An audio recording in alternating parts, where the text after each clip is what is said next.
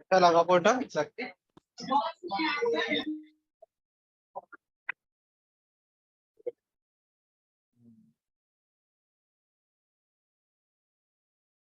দরজাটা দিয়ে দিচ্ছে।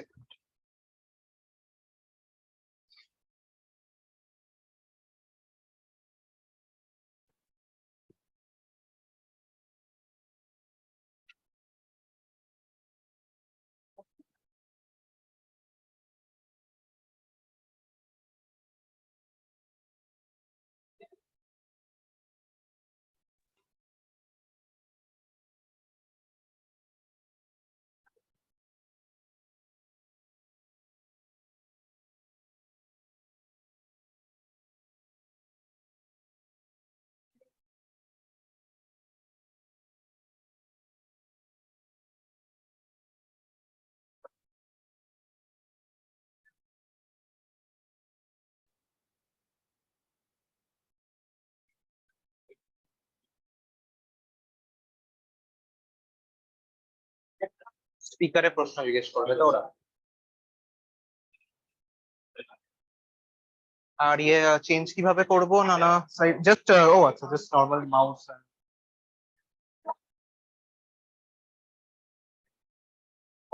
অন আছে তো? হুম হুম, 1 সেকেন্ড, দু একটা জিনিস চেক করে নিচ্ছে। আর না এখন তো আমরা সবার মধ্যে চেঞ্জ হচ্ছে।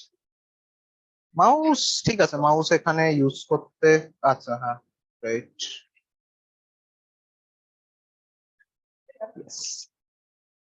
Okay, can everybody hear me? Microphone working fine. I know that in the past, this there have been some audibility issues in the past. So can everyone up to the last row hear me? Great. So I am Kushal, and I was a student of Erudite myself.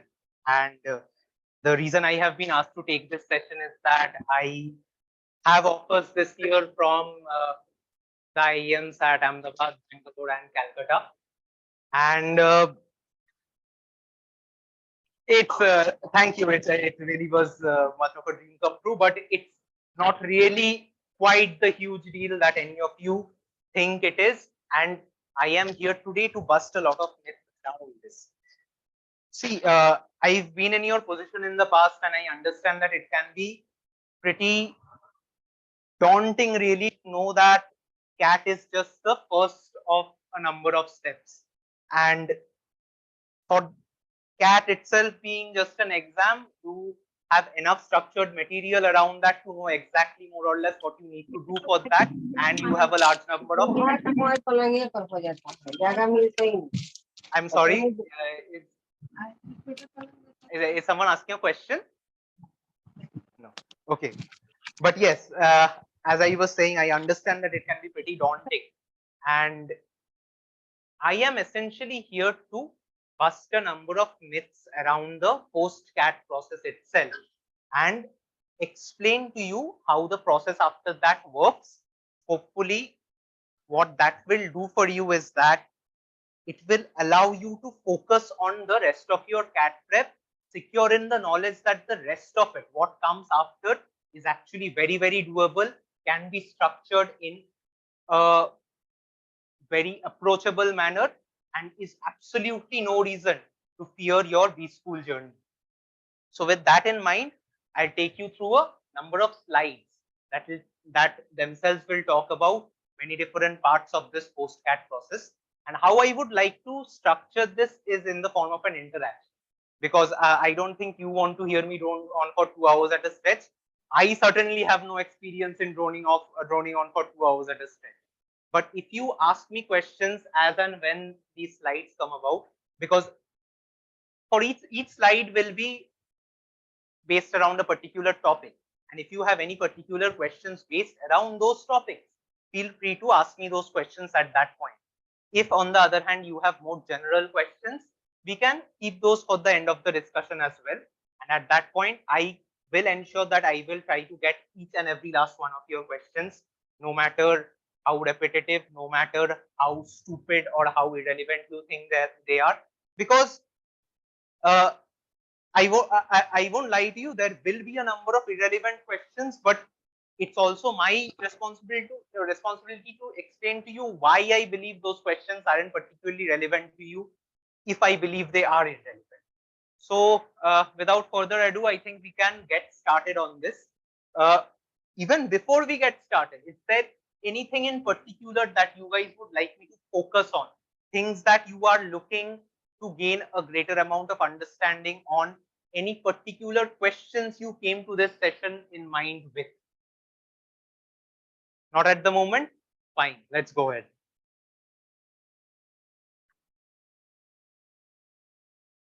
Interesting. First two IIMs were established in 1961. I didn't frame this particular question, but we all know which ones these are. They will be the IIMs at Ahmedabad and Calcutta. In fact, Calcutta was established, I think, a month before Ahmedabad or something like that. It was fairly interesting times, really. India, soon after independence, under the Nehru, Shastri, Gandhi regimes, etc. This, of course, was still Nehru. Were trying to build up their capabilities in engineering, in management, etc. India, of course, at that point did not have a very high literacy rate, did not have a very educated population, did not have enough of a depth in any of these subjects that they could hope to approach these entirely on their own. At this point, a number of the top colleges worldwide stepped up to help India in its ambition of establishing some very, very high quality management schools. So the first of these were IIM Calcutta, which was actually established with the help of the MIT Sloan School. Yes, please do.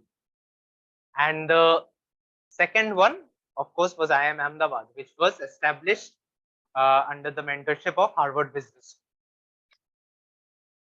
These were the first IIMs established in India, and over time they've done quite well for themselves. They've built up quite a fan following to the point that a person who does manage to convert them sometimes gets slapped at when they come forth for a presentation.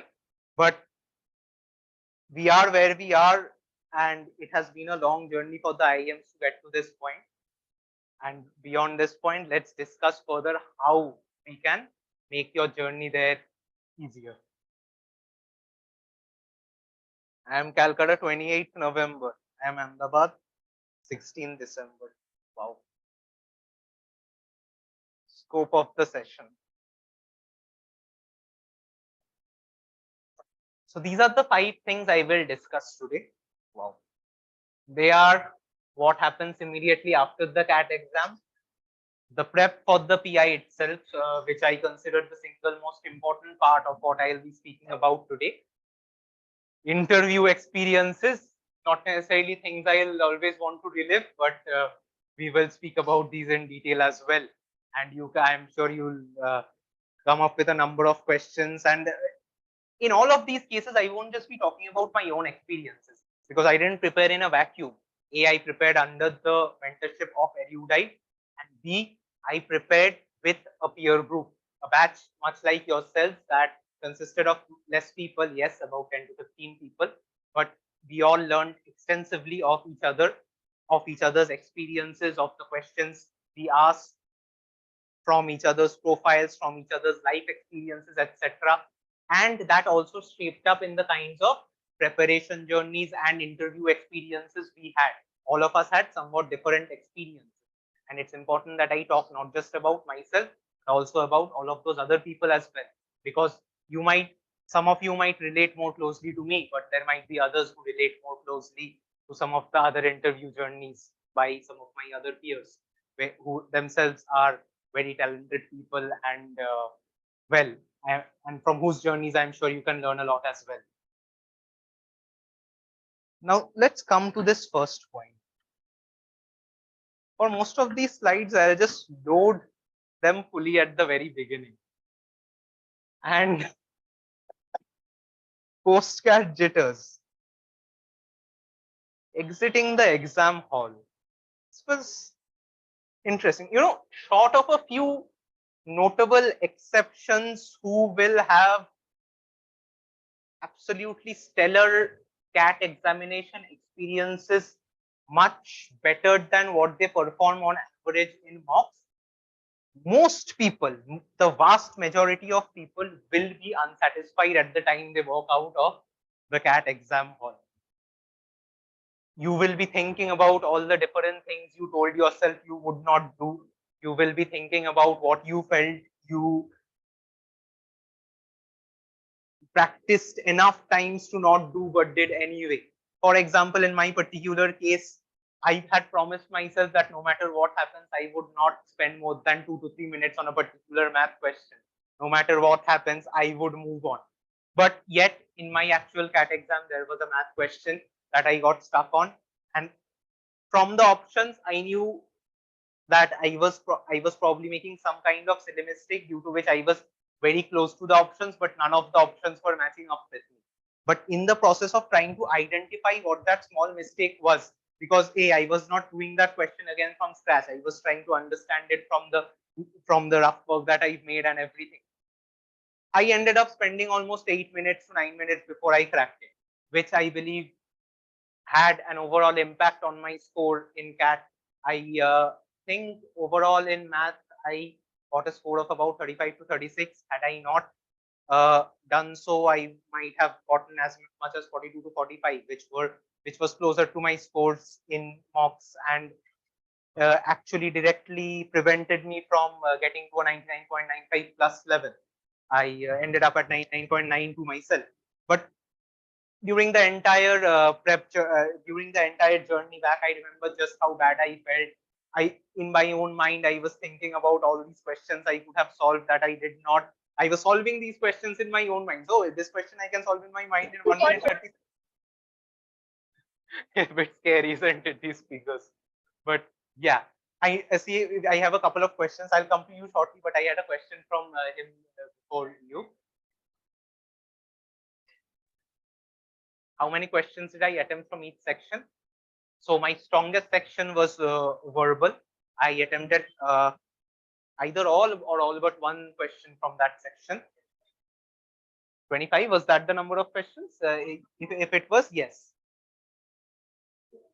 24 was, I think it was 24. Yes, 24 plus 22 plus 24, if I'm not wrong. For LRDI, I answered, I think, 10 to 11 questions. And for quants overall, 10 to 11. 10 to 11. 10 or 11, I don't remember exactly really my number of attempts. But let's say 10. But yes, so overall, I believe I got about 9 of those correct. I think one was incorrect. And for quants, I attempted about 13 or 14, I believe, and I got nearly all, but I think once again, just one incorrect. Accuracy is the single most important part of what you'll do in CAT. At the end of the day, you are hiving off your exam into a number of slots, and if your accuracy is not high enough, every time you getting a question wrong, you were basically doing nothing in those slots. But at the end of the day, you have plenty of guidance here in Erudite regarding how to approach the CAT exam, and they will be experts in guiding you on that. See, I want to make something very clear here, and I think this is something you should take forward. This is something you should keep in mind for the future as well. Based on one person's CAT preparation journey or how they structured their prep, how many mocks they took, what was the interval of their mocks, etc. You should not try to judge where you stand. Every person has a very different prep journey, and where you stand might be very, very different from where I stand or where any other person stands, which is exactly why your experts at Erudite can help you pinpoint exactly where you're going wrong and where you need to focus, rather than you trying to understand where you need to focus based on what has worked for others. What worked for others may not work for you at all. I can assure you that just about none of you will be following the particular prep regimen I had to take. And the reason for that is not because I believe that's a better prep regimen. I was severely constrained by my own schedule at work, and that ensured that I had to prep in very short time. That is not your truth. That is not your story, and that is therefore not how you should prepare. Or maybe it should be, depending, of course, on how your mentors advise you. I am not the right person for that. You had a question. My bachelor's background is in economics. I graduated in economics from Presidency College, Presidency University actually, and yes, and yes, so that's my undergrad background.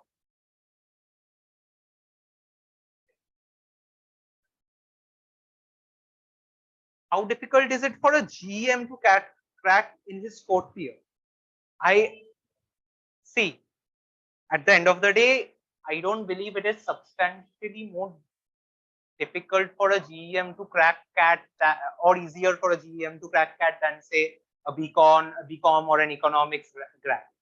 When you come to certain other domains, I understand how it can become more difficult, which is why it becomes so important to follow your mentors.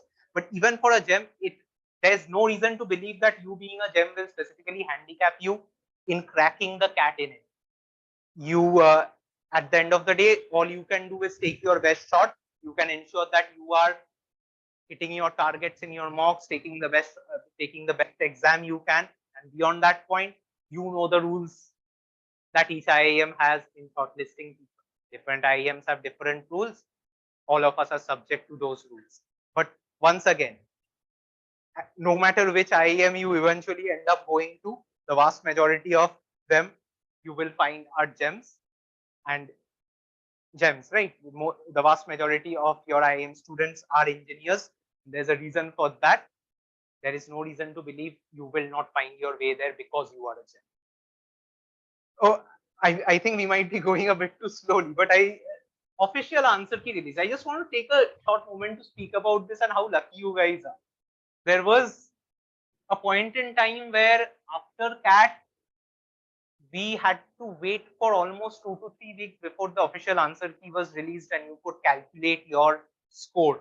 And in many ways, being able to calculate your score is at least as important as directly knowing your percentile, because you do get an idea about how you perform. And I am actually very happy that IIM Bangalore took this step last year to, I think, release the official answer key in about 3 or 4 days. That mattered a lot, and it has always been a personal gripe of mine that it takes so long for IIMs to release the answer key when you have exams like GRE and GMAT doing it instantaneously. There's really no reason for it, and it's great that we are seeing a trend towards earlier publishing of results and answer keys, and I'm sure that's only going to help you. Of course, I know that a number of people actually refrain from checking the answer key until the official result is released, but of course, to each their own there. Percentile predictors. Do not put too much stock in percentile predictors unless you have a very high score in CAT. What we found is that percentile predictors get more accurate as your overall CAT score gets higher, but even below the approximately 99 percentile-ish mark, percentile predictors become wildly inaccurate to the point that none of you should be focusing on any of those results, any of those estimates that percentile predictors of various institutes provide for you. Must start prepping for other exams. This is very important. At various points in time, it's possible that your CAT might not have gone the way you wanted, or it might have gone far, far beyond how you expected it would go, and you might have knocked it out of the park. You should not assume a case that will bind you in chains later on if your assumption does not work out. So it's very important that if you believe that if your CAT went great or if it went badly, you should not stop preparing for the rest of your exams just because you believe that you'll either way get through the CAT, or because you believe CAT did not happen, nothing else will happen as well. Do not get so demotivated. I myself know a number of people who messed up by their own standards in CAT, but got absurdly high scores in exams like XAT, IFT, and NMAT. IFT pretty much happens for 2 days after CAT. Sorry, 2 weeks after CAT or something. And it's not like they made a world of difference in their preparations in those 2 weeks, but the fact that they did not lose their focus, that they have additional exams coming up, was very important in them preserving their mindset to be able to do well. And of course, the post-CAT, whether or not we want to start prep for the PI themselves. All of this can come under that general umbrella: the uncertainty around calls, the discussions on social media, the anxiety, the self-doubt, etc. As a result, a lot of people often put off their preparation for the next phases of their journey. I've seen people regretting that in future, because people who put that off are usually not actually doing much during that time in December. Just a moment. Are not actually doing much during that time in December. One of the best decisions that I felt I myself took soon after CAT is that I did not wait around to start my PI prep journey. The day the official answer keys came out and I knew my score and I knew that I had done reasonably well. And mind you, that's all I knew. I knew that I had done reasonably well. You might know that in the last CAT, at each percentile level, the score went down considerably, possibly because the exam was tougher. I don't really know. But at the end of the day, I had no necessary reason to believe that I had cracked everything. But that did not stop me from approaching Erudite and getting started on the prep journey itself. Because that extra month you get during that time can be very important. Me personally, I was very lucky that my own interview dates were fairly late. Pretty much all of my interviews were in March. That was not the case with everyone else. I had a number of peers who got interview dates in late February, some in early February, and in some cases even in late January. So if you do not start your prep early, if you wait until say the CAT results are released to finally decide you want to start your journey, it's possible that you are starting your PI prep journey, I don't know, on the near the end of December for an interview that you will be taking in January. And that usually is not enough time to prep for all the different things you will need to prep for during that time. Anybody? Bangalore. Bangalore has a very beautiful green campus with that, with those buildings that look like they would almost be at home somewhere in the hills. That cobblestone-like buildings, very beautiful.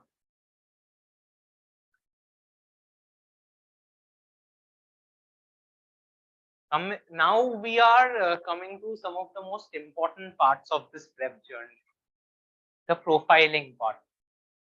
This is the single most important, maybe the only important thing that we did in those 3 to 4 months after CAT and during our PI prep.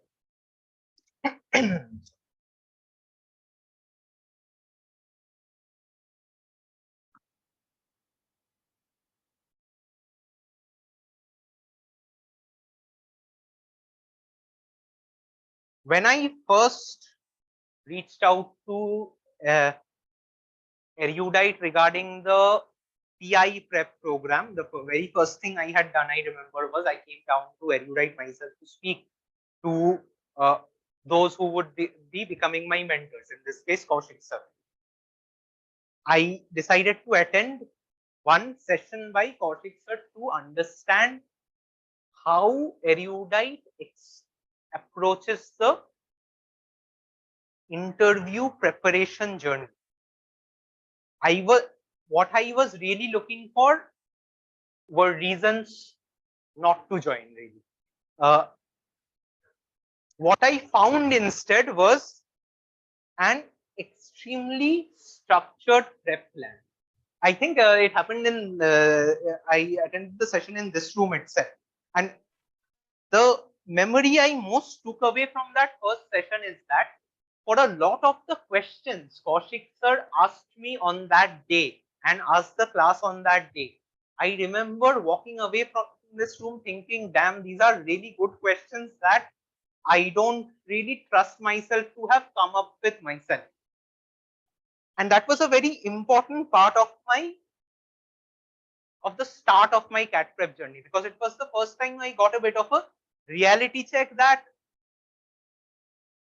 for all my perceived skills, I probably am not very well suited to cracking this entire process on my own.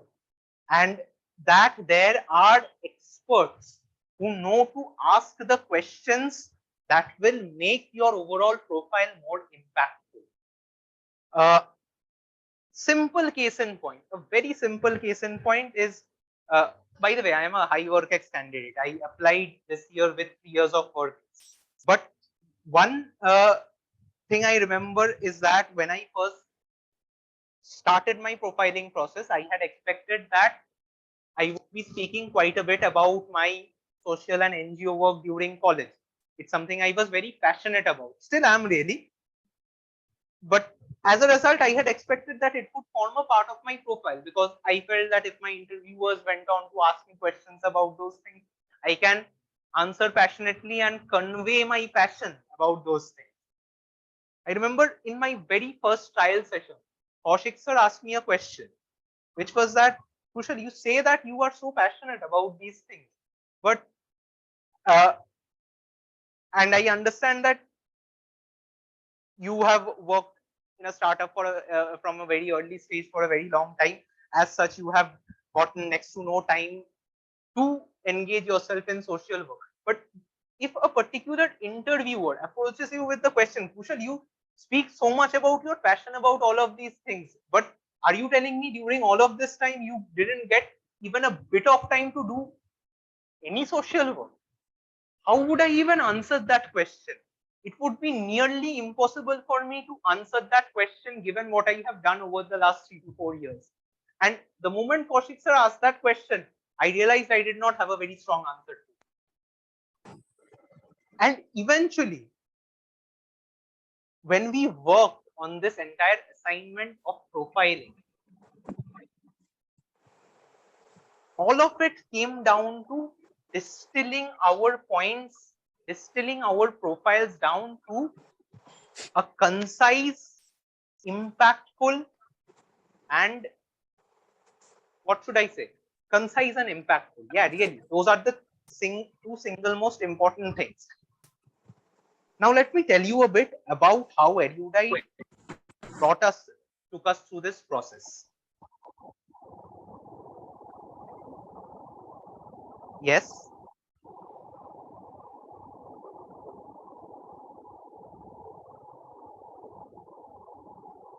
Between straightforward answers and sugar-coated answers. There is always a balance, you know. Your interviewers are very intelligent people, professors, alumni of IIMs who've done this for a very long time, and you're not going to be able to pull the wool over their eyes. As long as you maintain a certain degree of respect for the chair that you are approaching, and you ensure that your answers make sense and that you can logically back them up, how you approach, there is a wide range in terms of how you can approach your answers. I've done both. I have gone on the back foot and slowly built my case up in particular interviews. I have also had cases when my interviewer said something and I said, no, sir. Of course, when this happened, it might have been because the interview had already progressed to a point where my momentum had built up to the point where I had established that rapport with my interviewer where I could directly dismiss what they're saying at that point. But that's the thing, it will matter. There's no one size fits all answer to these questions. And the single most important part of this entire profiling process is to prepare you for anything and for you yourself to be able to gauge when is the time to be curt, when is the time to be more flowing, when is the time to not beat around the bush too much, and so on and so forth. All of these are things that you need to be able to answer for yourself over time. There will come a point of time when you are sitting before an interviewer in any interview, and that interviewer will probably be very skilled at the art of interviewing. And when they apply pressure on you, and you are in that seat before them, you need to be able to think on your feet about what exactly the interviewer is looking for when they are asking you this particular question. What are they trying to do? Are they trying to make you cry? Are they trying to insult you? Are they trying to dress you down? What are they doing? Is there any reason why they would be doing any of those things that I just said? No, right? At the end of the day, they are trying to see how you hold up under pressure and how you approach answers to questions similar in, or at least in a similar vein to what you might have to face in the real world eventually. Because I can assure you, your clients, your managers, your peers, your juniors, etc., as you after your MBA is done, will not be sitting around to be fielding easy questions for you. You will need to be able to answer those questions at that point as well, and all those interviewers are looking for is a gauge of your ability to be able to do that. I have even met people during in the waiting rooms before IIM interviews, etc., who were quite frankly so scared of the interview that there have been times when the interviewers sensed blood. They realized that this person had such low confidence. They'll just directly tell them, I don't think you're IIM Bangalore, IIM Ahmedabad material. What do you think? You're so scared. You're not being able to answer any questions. And I've known people who just put their heads down and said, oh, okay, sir. They genuinely felt that the professors had no other intention apart from to put them down. And you know, in many ways, being put in a position like that is amazing.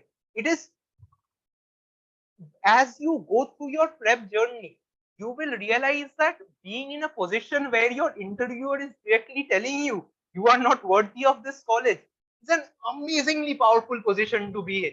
Because A, they cannot be saying that seriously, and B, if you so much as manage to puff out your chest and provide an impactful answer that says, no sir, I belong here, this is why, your interview might be done in that 1 minute. Everything that happens in that interview after that is just filler, because they can't kick you out after a minute. And these are points that you will understand over time. You will understand the kind of pressure you can face down over time. And I'll actually come eventually to my experiences in the specific interviews. For example, in my IIM Ahmedabad interview, in my particular panel, I was number six of about 8, I believe. People prior to me on average had 10 to 12 minute interviews. 10 to 12 minute interviews. I believe one girl had an interview of about 18 minutes. That was the max. I had an interview of 45 minutes. And not only did I have an interview of 45 minutes, I had a pressure interview of 45 minutes. So, and I will, and by the way, coming out of that interview room, I was completely convinced that I had bombed it. I did not expect to convert at all. Though, of course, later when I told Kaushik sir about my interview experience, he said, given the experience that I am talking about, I would be converting 9 out of 10 times. I still did not believe him until the final results came. But I understand now what he was saying. But to talk more about the process that we took to actually get to this point, I want to talk to you about this particular process. Introduce yourself. This particular question holds a very special place in our heart, because when we first joined Erudite, soon after the CAT answer keys were released, right? So I believe it was about the 10th of December or something when I, 7th or 10th of December when I first started with Erudite. I can tell you that we spent close to or something a little over a month on this one question. Introduce yourself. It was an extremely frustrating exercise, because at the end of the day, when this question about yourself is over, it's about 300 words. If you want to break it down in terms of averages, that's about 10 words a day. That's not how it actually works, of course.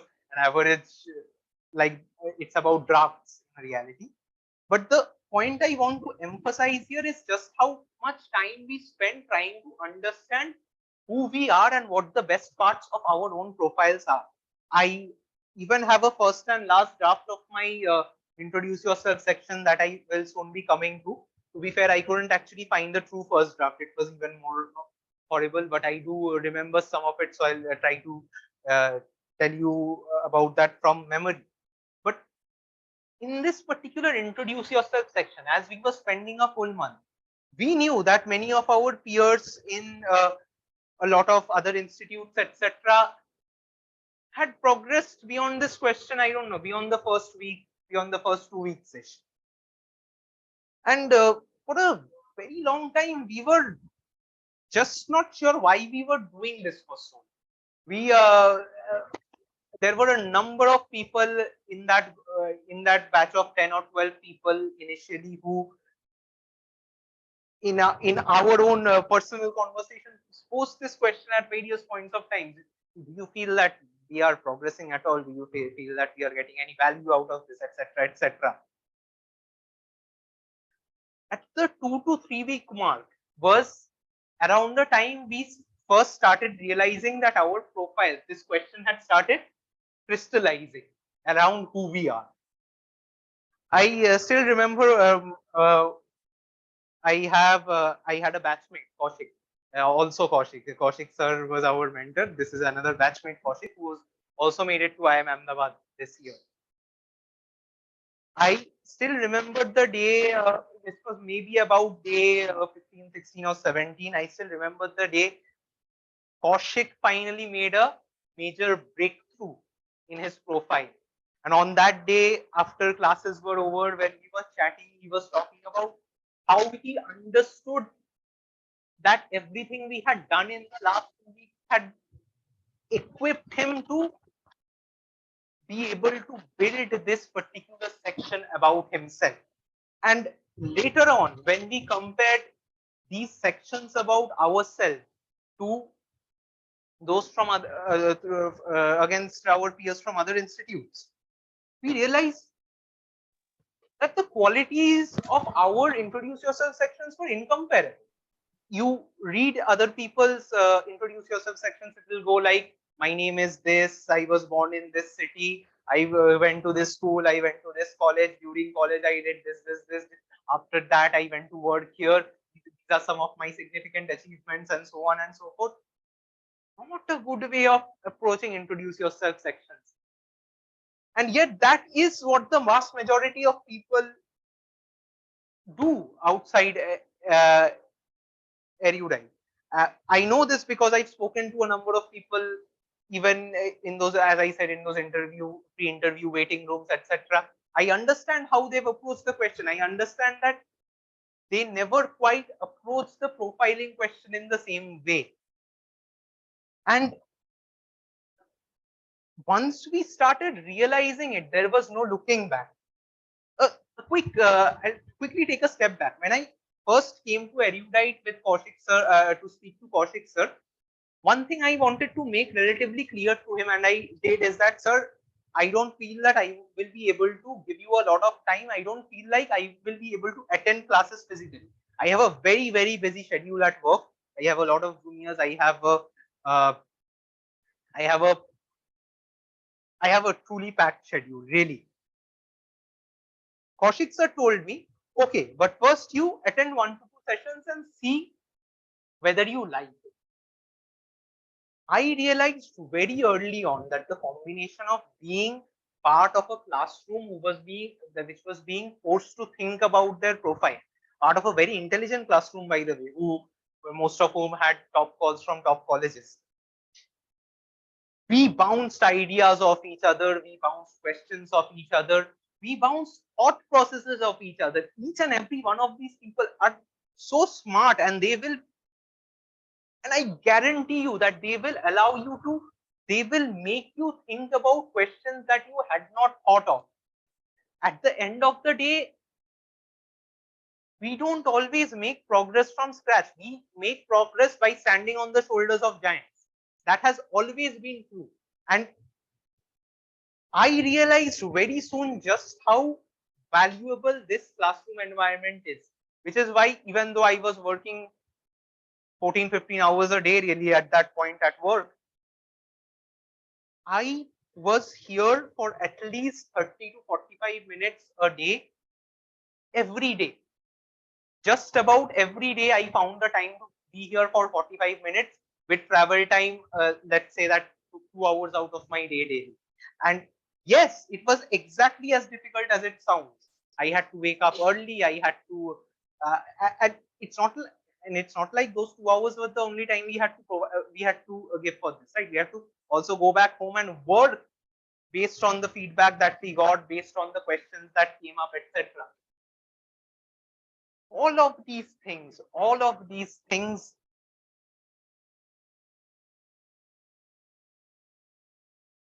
I had to ensure I could find time for, and I ensured that I did because I felt it was so valuable. And I can assure you that there's no force on earth that can make me attend something that I feel is not valuable to me. And 1 month, one full month we spent out. we spent on this question. And at the end of it, once we were done, I remember Kaushik sir told us that 80% of your prep is done already.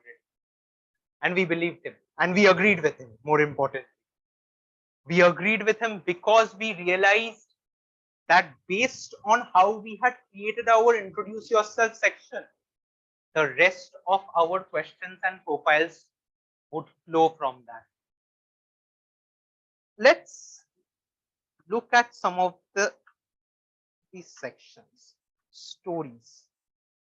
We'll come to stories because stories is actually a part for later. I want to take you through what is essentially the first draft of my introduce yourself section, but which is this, by the way, is not my true first draft. As I said, I could not find my true first draft, but my true first draft revolved a lot around how I had said the average person's approach is, what my name is, where I was born, which city I was born, which school I went to, etc. But as you can see in this initial first draft, a lot of it revolved around all the things I felt I had done in my life that were relevant and that I could speak about a bit in my interviews. This includes sets of qualities, setting my mind to something, did not like science, my entire journey basically, my entire journey up to how I got here. If I start speaking about this in an interview, I can assure you I won't even get to this point before I get cut off by my interviews. Because a very important part of the interview prep process is remembering that you're not writing essays, you're writing speeches. You are writing interactions, and you need to ensure that you are holding the attention of your interviewer, who holds complete power over you and who, I can assure you, will cut you off immediately or at the very least start ignoring you the moment he feels it's irrelevant. So after almost, I don't even remember the number of drafts. On my own file, I had 6 drafts, but I know that there were various sub drafts within those drafts where within a particular draft, I made changes day after day. So my final draft might well have been my 30th draft. I don't know. But this was my final draft. I'll read this. If there's one set of qualities I used to describe myself, it would be my perseverance, my unshakable faith in my personal abilities. When I set my mind to something, I do my level best to get it done. I commit. This is a part of a line that I preserved from my first draft with some changes because I felt it was sufficiently impactful. Some of the best examples of these traits shine through in my professional career. And then I speak about my professional career, everything I've done here. And there are a few things that went into this. The single most important thing is that 90% of the topics I touched upon in that first draft have just outright been kicked out. Nobody is interested in learning about the 30 things you've done in your life. If you can focus on that one great thing that you've done in your life, or even one reasonably good thing you've done in your life. Secondly, I can tell you that from the time I got from this first draft to this last draft, where am I? From the time I got from this first draft to this last draft, every paragraph, every sentence, every word was challenged at various points. And by challenged, I don't mean challenged for the sake of being challenged. I mean, I was asked questions about those. Kaushik sir never once spoon-fed us. Kaushik sir never once told us, this is how you should be writing. Kaushik sir asked us questions that allowed us to get to the point ourselves where we could write these things about ourselves because we knew these are the things people in an interview room want to hear from us. It was the single most important part of our process, developing the mindset to be able to ask the right questions of ourselves. It is a priceless skill, and it is not a skill that is restricted to your time in the interview room for an IIM or for any other business school. It is a skill that will serve you throughout your life. Because at the end of the day, all it is asking you to do, all this approach is asking you to do is to believe in yourself and to ask yourself the relevant questions rather than having someone else write down those questions, write down appropriate answers to these questions, etc. And the reason Kaushik sir can do this so well is that at any point of time when we read through this entire at any point of time when he's reading through any paragraph, any sentence, etc., he is able to pinpoint and ask that one question that will leave you floundering. And not just one question, 2, 3 questions, etc. And that's what we always try to do in the next session, to be able to fill in the gaps in that question in the best possible way. There have been times when I have gone a week trying to focus on one particular paragraph, trying to build one particular paragraph. I might have built something like 15 drafts of that paragraph in 1 week. And at the end of that week, I had nothing. I was not satisfied with it. Kaushik sir wasn't satisfied with it. My peer group wasn't satisfied with it. And we were very honest about our feedback with each other. Really, one of the best things that happened out of that batch is I made a bunch of very good, very smart friends who I really respect a lot because of well, their mindsets, their approaches. Once you start to understand how much other people can do for you if you open yourself up to them, there's really no looking back. And we learned so much from each other in that peer group.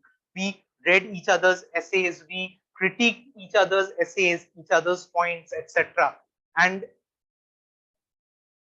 we were very honest with each other, because I remember one thing we often talked about in that entire batch was that we would genuinely be very sad if any of us did not convert what we set out to convert. Because you know what, we all saw just how much effort every last one of us put into that.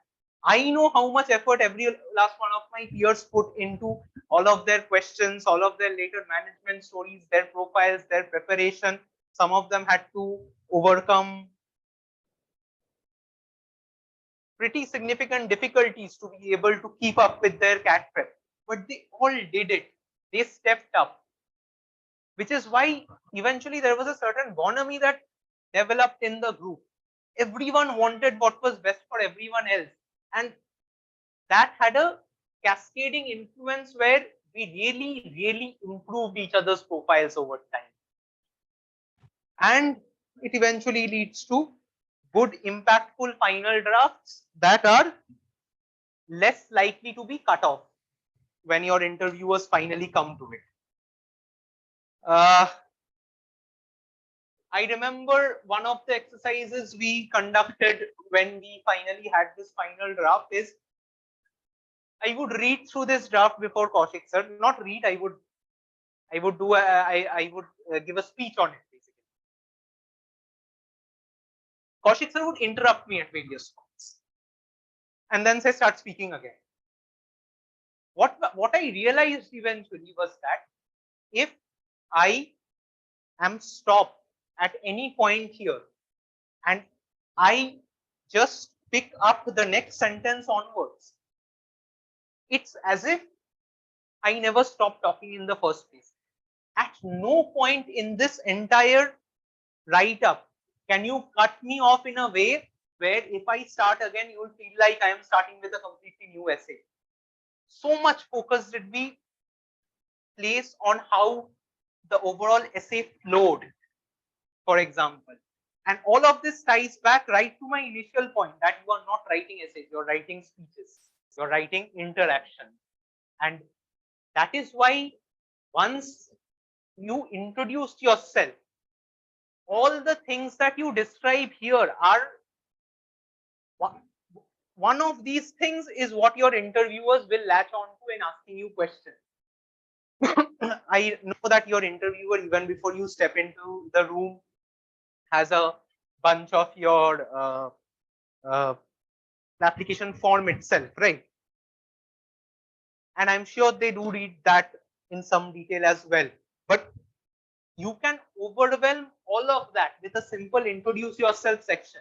And it is the single most important and powerful tool that you have in directing the interview to go the direction you want it to go in. Which is exactly why Kaushik sir said 80% of your prep is done the moment you have this. What did we do once we were done with that? What did we do once we were done with that? You know what? Before that, up to this point, any questions that you guys would like to ask?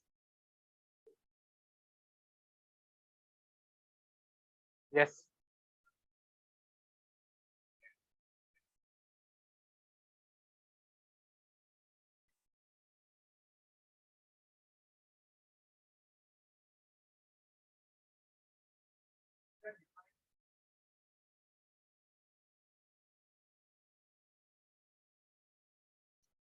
So once again, this when you walk into your profiling session on the first day, if you were the one walking into your profiling session, I think this is the single most important question you would need to answer about yourself, right?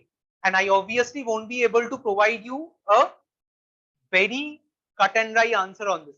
What did I tell you? We worked on this for a month. I can't tell you in seconds how you should be approaching your profile when I myself had to work on this for a month, right? But at the same time, given that I have now gone through this prep, I know some of the questions that I will ask, I would ask myself. I would first ask myself, or I would ask you, why you had so many different, why you've taken so many different routes and directions in the first place. Now that you've taken so many routes and directions, is there anything in particular that you like? For example, maybe you took all of these different routes because you wanted to explore, because you weren't entirely sure about what you wanted to do out of life. And that's perfectly fine. You're 20, 21, 22, 23 year old people. And now, and there's no set way of knowing what you really want to do in life at this stage. It's perfectly possible you experimented a lot and you can create part of your profile around that. Then you can talk about what you liked out of those things and why you decided to build a career out of that. How an MBA will eventually help you with building a career out of that, and so on and so forth. Many different ways of approaching that particular question. And of course, this is just off the back of the very little information that you've given.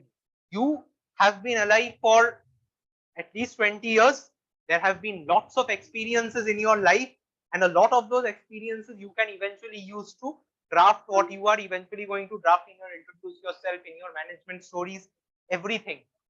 But I can assure you there are plenty of ways of approaching this question.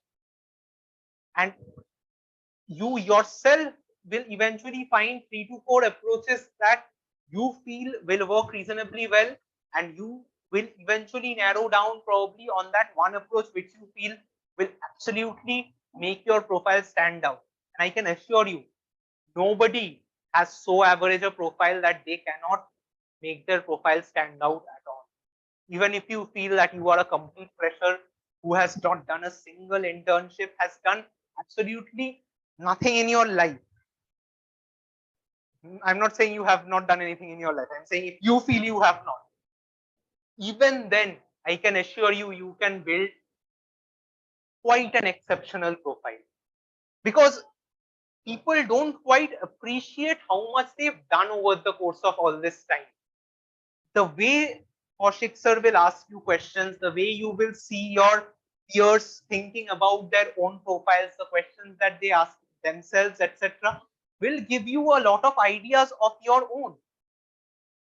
And that itself will build you up. Something I believe in from the bottom of my heart is that an average profile structured properly and presented properly is far more impactful and far more powerful to an interviewer than a great profile presented poorly. And this is something you will need to understand. Yes, there will always be certain elements of luck, etc. involved, but you have tremendous power to be driving the interview on your own as well.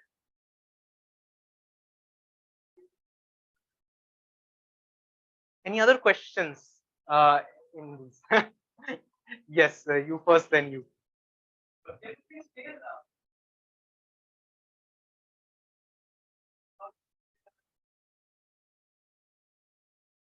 Mindset at what point?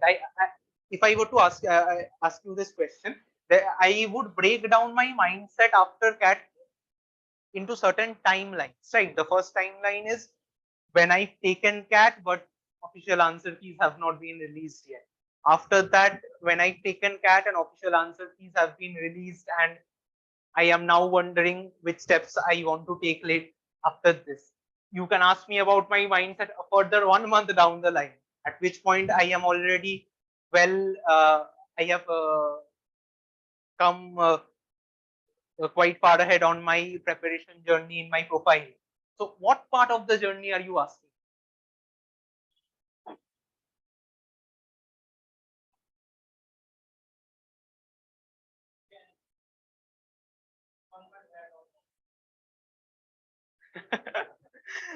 Okay, no, it's actually a very fair question, and I want to answer this properly. When I first started out with my interview prep journey, you could say I had a certain level of confidence that I am smart enough to do this well in CAT. I can probably do the rest of it myself as well. I am sure I am capable enough of doing all of this. There was a certain degree of confidence and possibly false bravado at that point. Then there was the point at which the actual prep started. And when you are struggling with your prep, struggling with writing and introduce yourself section, and you find that you're making no progress in about a week, it's not surprising that at that particular point in the prep journey, your confidence does plummet. Your confidence plummets because you feel you're not making enough progress. And with that comes certain feelings of inadequacy, some certain feelings of non-movement. Basically, you feel like you're in the same place, etc.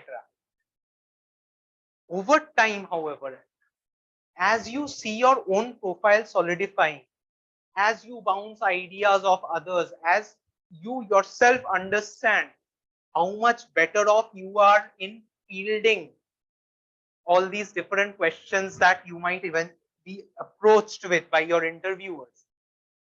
At those points, your confidence once again starts trending up. By the time I had to take my actual interviews, there were a couple of mock interviews I had already taken that gave me a certain degree of confidence. Then there were so of course different people will approach it in different ways, but for me I was singularly focused on cracking IIM ABC and more specifically IIM A. To me, the interviews at Lucknow and Kozhikode that came before that were practice to represented practice to me as well. I was considerably nervous for those interviews.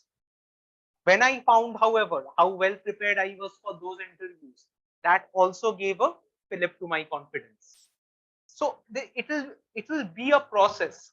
It won't You won't have confidence that will be built up overnight. And if you do have confidence that has been built up overnight, you're probably doing something wrong, because this really is a journey. It's a journey that will lead you up to building a strong profile for yourself. And it's a journey that does not happen overnight, really. And trust me, we have tried. We have tried to finish off our introduce yourself sections in a week, in a day, because we wanted to move on, but it does not work like that. So I said 80% of the I think you had a question. Call me Kushal, please.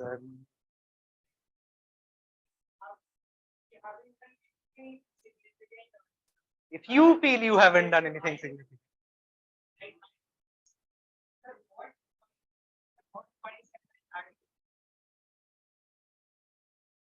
What's your name, by the way? Sahil. Sahil, what exactly makes you think I am in any position to answer this question based on the question you asked? So you say you believe you've not done anything. What can you add? With the information I have, I can tell you nothing. But what someone in Kaushik's position will do is that he'll actually analyze the various different steps and initiatives that you have taken in your life until now. These may be so simple as working with a college club to do something. Have you ever done that, for example? Any work with any particular college club, taken any initiative in a debating society, a quizzing society, nothing like that. But something or the other, everyone manages to find eventually. And I've seen this with my own eyes because I've seen at least two, three, four people like you who were absolutely categorically convinced that they had nothing on their profiles and they went on to write profiles that I can assure you would be envious about. And you too will be able to do that. Even if you have not participated in a single other thing, you, with sufficient effort, you can probably write a story just around your academics or around your future life plans even. At the end of the day, your explicit objective is to write a case about yourself. A case where you've gone through line by line to the point where you know exactly what questions can be asked at every point. As long as you are prepared for the questions that can be asked, nothing can stop you because you're the one driving the interview. You're the one saying that this is what I want to talk about. And when the particular professor says, okay, this is what you want to talk about, fine. But this particular point in what you've spoken about, that makes no sense, right? Why did you do this? And you have an answer for that as well. And the professor tries to break your armor again and ask you another question about another part of your profile. And once again, you have an answer to that. At that point, it doesn't really matter that you feel that you haven't done enough. What matters is that the professor, the interviewer sees a person who is sorted and who has the strength of mind to be able to answer and approach and think on his feet to basically ensure that he has answers for everything. Please do not worry about this. You have things on your profile, I can assure you. And when you go through that analysis, I will once again emphasize this. Think about it.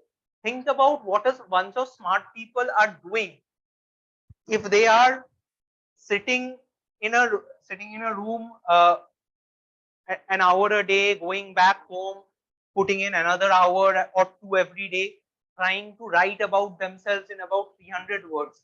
Think about the amount of thinking you will have to do about yourself, about everything you've done in your life. Do you really think that after 30 days of thinking about yourself, you won't be able to write 100 words about yourself? Of course you will. And that is exactly what I'm trying to stress here. Nobody has a profile that actually has nothing. If you feel a bit intimidated by this first draft, by this final draft, it's because it's meant to be intimidating. It's because it is it is because it is meant to be intimidating. It is because you want to make an impact with this, but that does not mean that this particular draft was arrived at overnight. My first drafts were not impactful at all, and you will get there as well. And as I mentioned, my first draft isn't my true first draft. I can't find my true first draft. Those were even worse. This at least has some points about all the different things I've done in my life. Before that, I hadn't even thought about a very large number of these things. You can build stories around a lot of things. Even if you're someone, if if my profile contain none of these things, if it only contained this line, did not like science and 12, slack talk, bunk classes, code video early, and things like that, I'm pretty sure I can build a story just around this itself. That I have done all of this, but I still managed to end up in this chair before you. Let's discuss now. What makes me worthy of doing this? You too will be able to do that someday.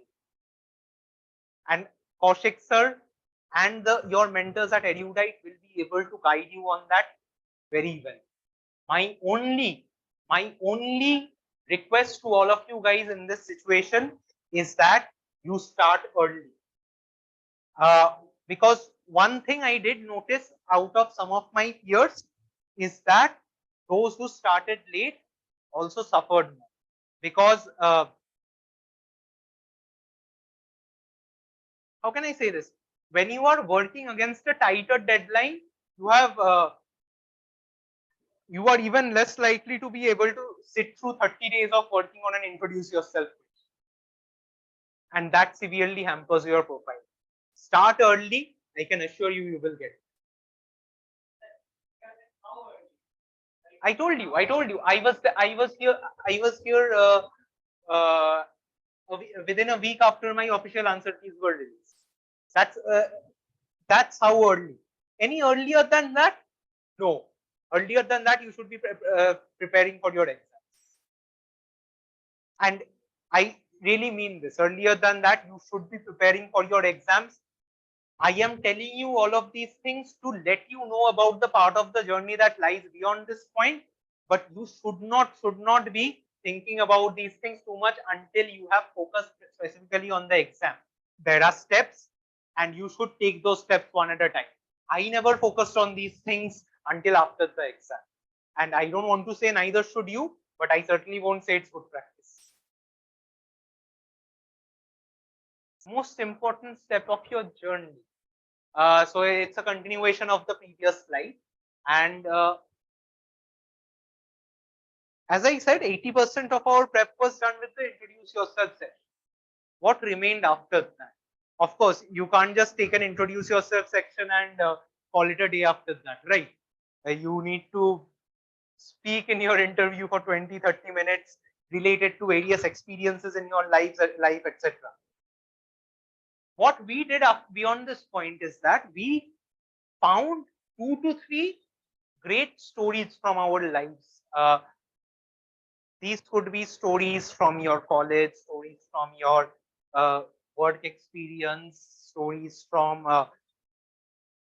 NGO experience, stories from other kinds of social work, any number of things that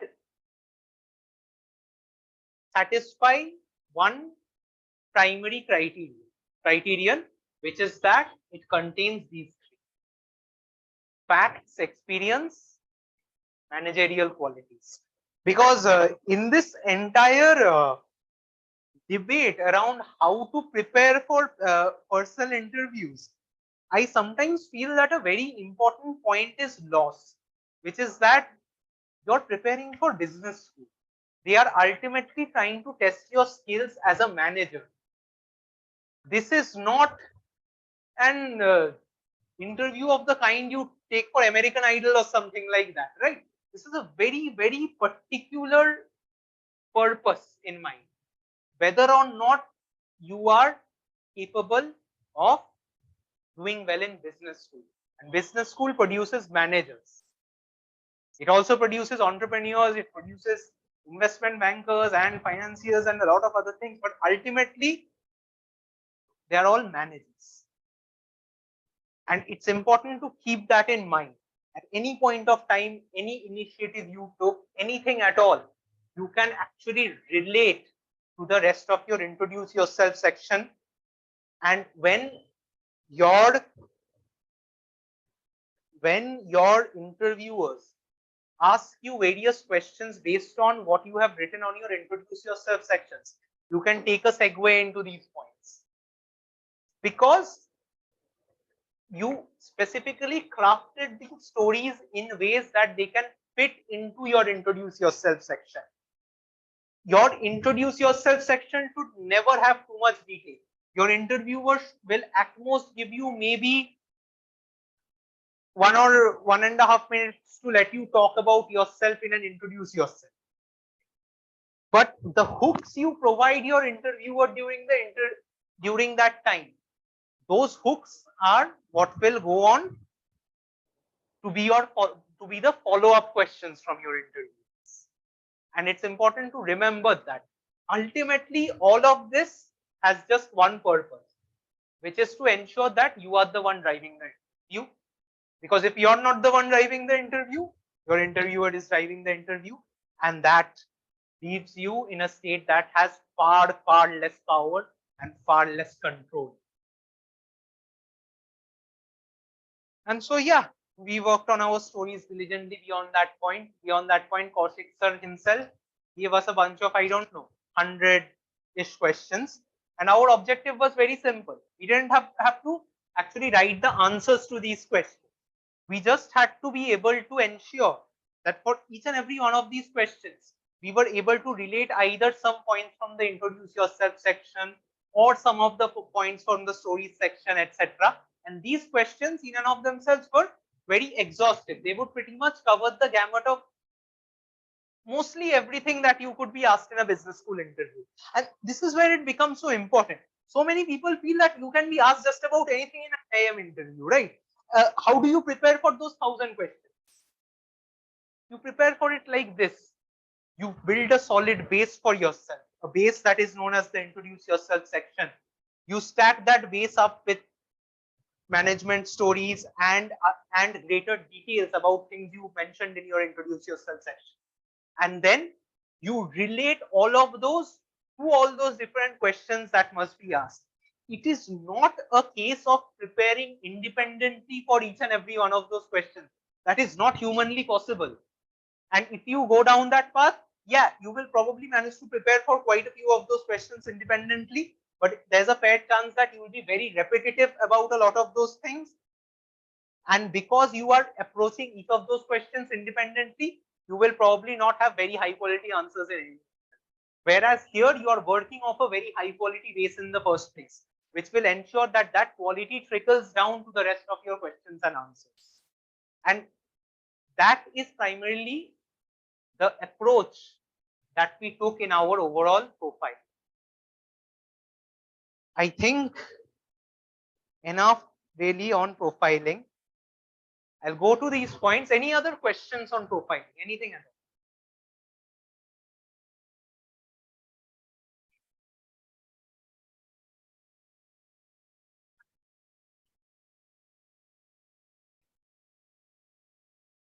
all? Two parts to that question. How much does it contribute to getting a call is question number one.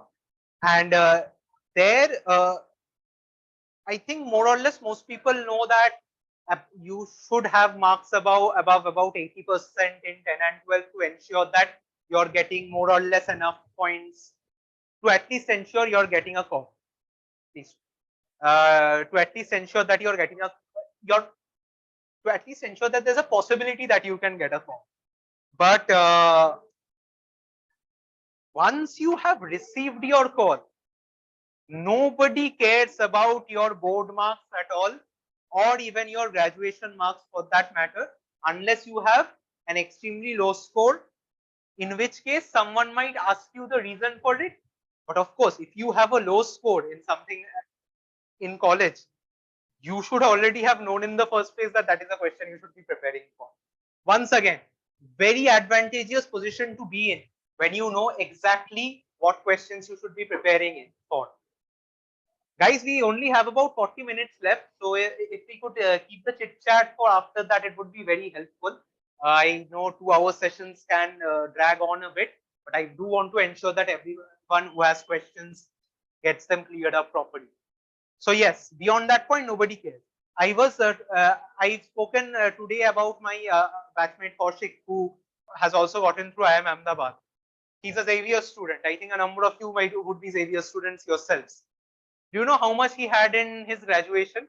IIM Ahmedabad, convert. Anyone wants to take a guess how much Kaushik had in his graduation? IIM Ahmedabad direct convert. 55%. 55%, and he converted anyway. He was not asked a single question about his marks. He drove that interview, and he actually had the best IIM Ahmedabad interview of all of us. It was, he absolutely knocked it out of the park. Do not be so scared about the weaknesses in your profile that you think it will overpower everything else. They are looking for reasons whereby you can justify your low scores if you do have low scores. And in the, you know, even a reason along the lines of I was not interested in what was being taught is good enough if you can sufficiently back it up with the rest of your reasons. I was not doing this, but I was interested in this. I was prepping for CAT. During this time, I might have been reading books. I might have been prepping myself in other ways.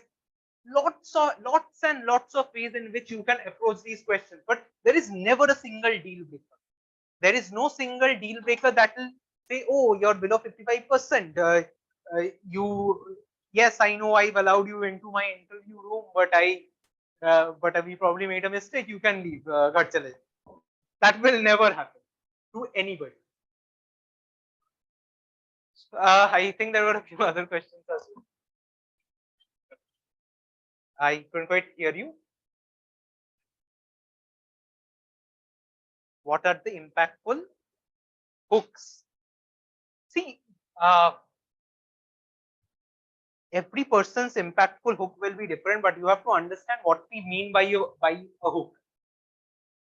All we mean is a sufficiently open-ended statement or question that leaves the interviewer wanting to ask more. If you drop a bunch of interesting hints in your introduce yourself section, and at that point the professor who is interviewing you is faced with the question of whether he wants to ask you questions on all of those interesting hooks that you placed, or whether he should just ask a generic question. 9 times out of 10, maybe 99 times out of 100, he'll always ask one of the interesting hook based questions. Why would he ask a generic question at that point? You are an individual, you are a human being speaking to another human being who quite frankly is a bit bored because they know that they will have to do this all day with a number of candidates. Interviewers generally are very happy when they see well prepared candidates because it also takes a bit away from their days which can otherwise be a bit monotonous. You have only one interview, but your interviewer is sitting in that room for not for one day, for multiple days. Possibly he traveled from another city where he did the exact same thing for several more days. They are looking for interesting interactions. You managed to draw them into an interesting interaction, you're set. There are many different ways of doing an interview well, but all of it has to come from a position of self-confidence, knowing that you have prepared well enough and knowing that you now have a profile that others want to ask about and want to talk about. If you do that, you're set. Was there anybody else who wanted to ask a question here? No.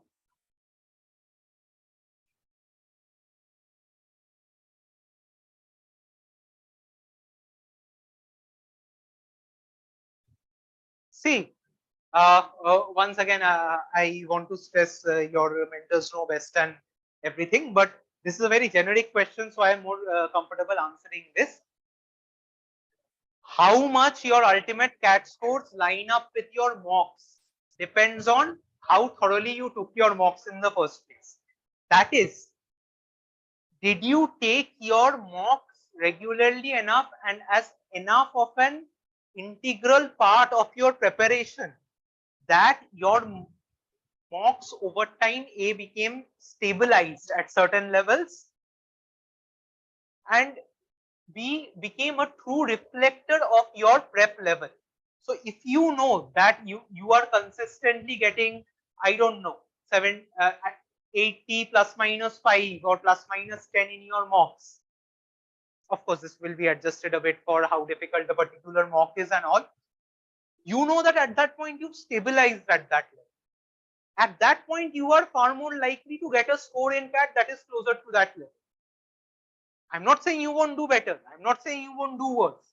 My entire point is mock scores as an indicator of the true CAT score only works if you actually took your mock seriously and managed to get to a point where your mock scores are an actual reflection of your rep level. Once you get to that point, your CAT scores should obviously line up with your mock scores, because let's face it, mocks are very, very similar to the real CATs. So after once all the calls come out, there is an expensive process called form filling. This one is actually very frustrating because every IIM manages to kind of ask a question slightly differently, have different word limits for answers, etc. And yes, you do have the shell of what you need to write, but you do need to nevertheless work a bit hard on these as well. IIM Bangalore has by far the most exhaustive form filling process. In fact, one of my peers, Kaushik, in fact, only let us know after he had converted IIM Ahmedabad that he did not fill up the IIM Bangalore form in its entirety, because he was so frustrated with just how detailed it was. Even required you to get 2 references. One which can also be sometimes somewhat difficult for a few people, but really for Kaushik in this particular case was a bit of an exception. Eventually, everyone manages to get through this process. And even Kaushik had a certain amount of confidence, I guess, that he would convert one of his other calls, which made him not want to go through the Bangalore process. But yes, important part. Interestingly enough, the more exhaustive this process for a particular institute, guys, please pipe down a bit. The most important part of this entire process is that the more exhaustive these forms, the more your interviewers actually focus on what you write. I remember that in my IIM Bangalore interview, very soon after stepping into my interview room, I realized that my interviewers had read thoroughly through my SOP, through my references, and through every one of my other writings. They knew everything about it before I stepped into that interview room. A part of that also had to do with the fact that for IIM Bangalore, I actually had one very strong reference from my manager, who is himself an IIM Bangalore grad. Having an alumni reference can help you a lot. So that it's possible that they focused more on the rest of the profile because of that. But I've heard similar things from other people as well. In IIM Bangalore, in IIM Ahmedabad, etc. In general, your interviewers will know a lot about you even before you step into the room. In fact, that's also why a lot of the times in IIM Ahmedabad, Bangalore, Calcutta, etc. interviews, you are never asked to directly, not never, you are often not directly asked to introduce yourself. Because they already know a number of things about you. And as such, when your interviewer starts talking to you and asks you various questions, you have to think on your feet to be able to get those different points you prepared on in the introduce yourself, in your SOPs, in your other management stories, etc. You have to think on your feet to ensure that you are suddenly inserting those points into the conversation, so that those then become the base on which the conversation flows to the next level. But yes, form filling, very important part. Post profiling, absolutely. Can do spirit, mock PI sessions, peer PI and evaluation, tuning in on final details. Technically, these are all kinds of things I already spoken.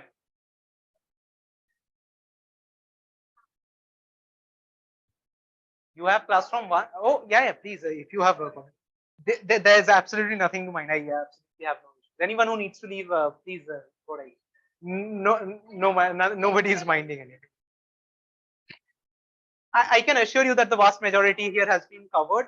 And beyond this point, I will be speaking a bit about my IIM Ahmedabad and IIM Calcutta interviews, etc. But of course, please go to your classes. You should not be missing that.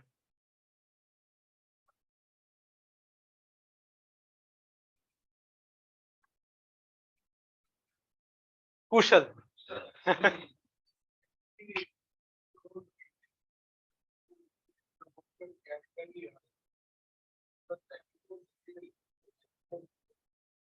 I understand that.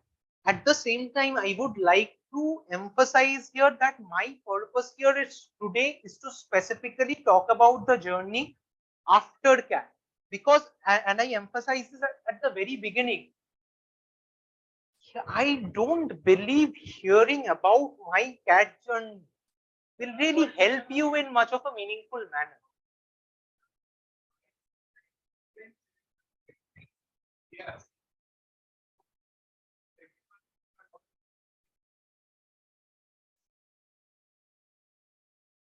I know no hacks. I know no hacks. I'll tell you the only hack I know. The only hack I know is that my mom took the extremely smart decision at a very early stage in my life to sign me up to a library and bury me in a pile of books. So I read a lot, and over time that developed my PRC capability. That is exactly why you should not be going by other people's experiences in CAT, because my experience will not be your experience. My journey won't be your journey. If if I tell you that reading books is the only good way to pick up on verbal, I know for the fact that that is untrue, and I know that I have certain advantages in CAT as a result of that. But the people who are mentoring you will mentor you based on your context. They will mentor you based on the specifics of your weaknesses, and they will not necessarily be taking an entirely roundabout journey like having you read 100 books over the course of, I don't know, a year or 2 or 3 years. So once again, for CAT prep, focus. If there is one piece of advice I would like to give you about CAT prep, it is that drop your egos and feelings of inadequacy and be very, very clear in your interactions with your mentors.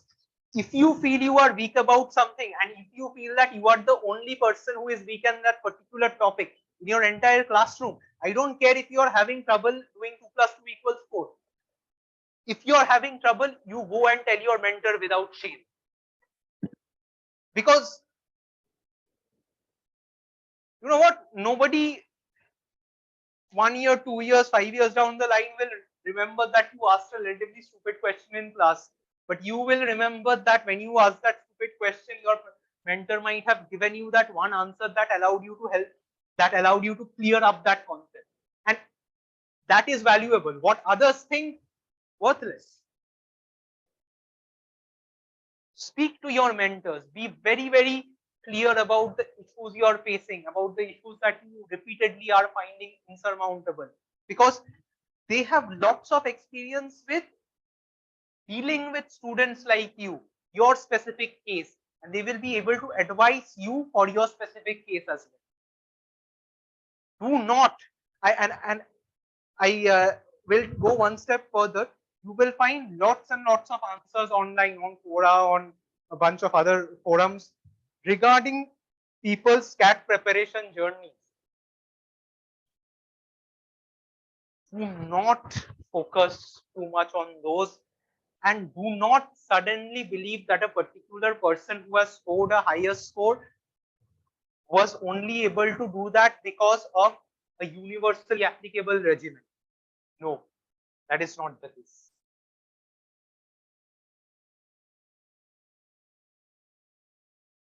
So I have spoken about all of these points myself, how much we've learned from our peers, tuning in on finer details.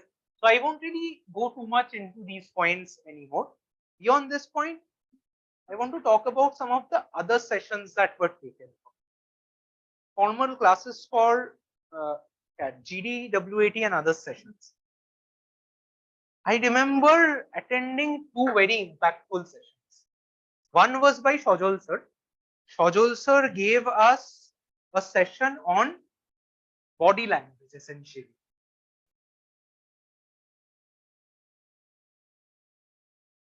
I think that was a session I attended for about an hour, and I only attended one session like that because, as I told you in the past, I had a lot of time constraints myself. I cannot emphasize how much that particular session helped in terms of how to carry ourselves before an interview, and how much Sajal sir demonstrated to us how we can keep our interviewers engaged through things like body language and the messages that we can keep hammering in through our body language. At no point in time must you lose your politeness. You should be smiling with your interviewers. How you can deliver a particular point, how you can draw your interviewers towards yourself, etc. All of these body language and presentation points, which become very, very important over and above your PI, above your profiling process essentially. And of course, there are the frameworks around GDs and WATs. Interestingly enough, GDs and WATs have a very similar kind of framework in terms of how you would approach it. In fact, that's one of the reasons why so many IIMs have replaced GDs with WATs over time. A WAT is in many ways uh, a GD for the shy, let's say. You get to write down on a piece of paper what you would have otherwise had to practically argue in public. Those frameworks are very important because if you're not someone who's very used to writing, how to structure a large amount of unstructured information you have about a particular topic, and knowledge around how to do that structuring can help you a lot.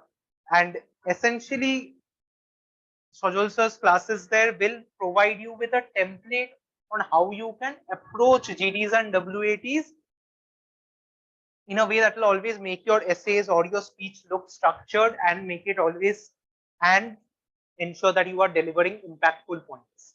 So also something worth focusing on. And of course, this too helps you learn to think on your feet.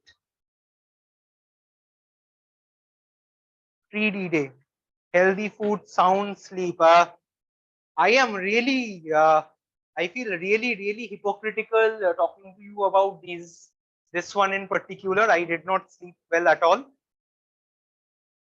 And I felt just how worse off I was as a result on each of my interview days, IIM A, B, and C. You are nowhere near your peak performance if you do not sleep well. Due to my schedule, due to certain things that happened, etc., I found myself in a position where I had to do quite a bit of prep, even on the day leading up to the interview, particularly in GK and general awareness. Very important to sleep well. I personally believe that I could have done so much better, thought so much better on my feet during my interviews if I had just grabbed a bit more sleep. Do it. Do not miss out on this. Take it from someone who converted EBC and felt that it might have been touch and go because of that. Do not miss out on a good night's sleep. Arranging documents. If you get to that point, you can do the rest of this. Deep breaths and last minute motivational calls from mentors. Absolutely. Not just mentors, also our peers there. Because over time they became our friends and we became each other's cheerleaders. We ensured we were there in each other's bad times. If someone had a bad interview and it was necessary to ensure that they were back in high spirits before their next important interview, it was important that we always spoke to them. We reminded them about all the progress that they've made over time, reminded them to bring back into focus the fact that the journey does not end with a single interview. And all of this happened because the way the profiling sessions worked really, as I said, made us cheerleaders of each other. We genuinely wanted everyone else to succeed. And there's no reason not to. There are more than enough seats. These are not zero-sum games. Your gain is not someone else's loss necessarily. Your loss is not necessarily someone else's gain. There are more than enough seats. And well, together you're stronger. It's as simple as that. Now, anyone know this one?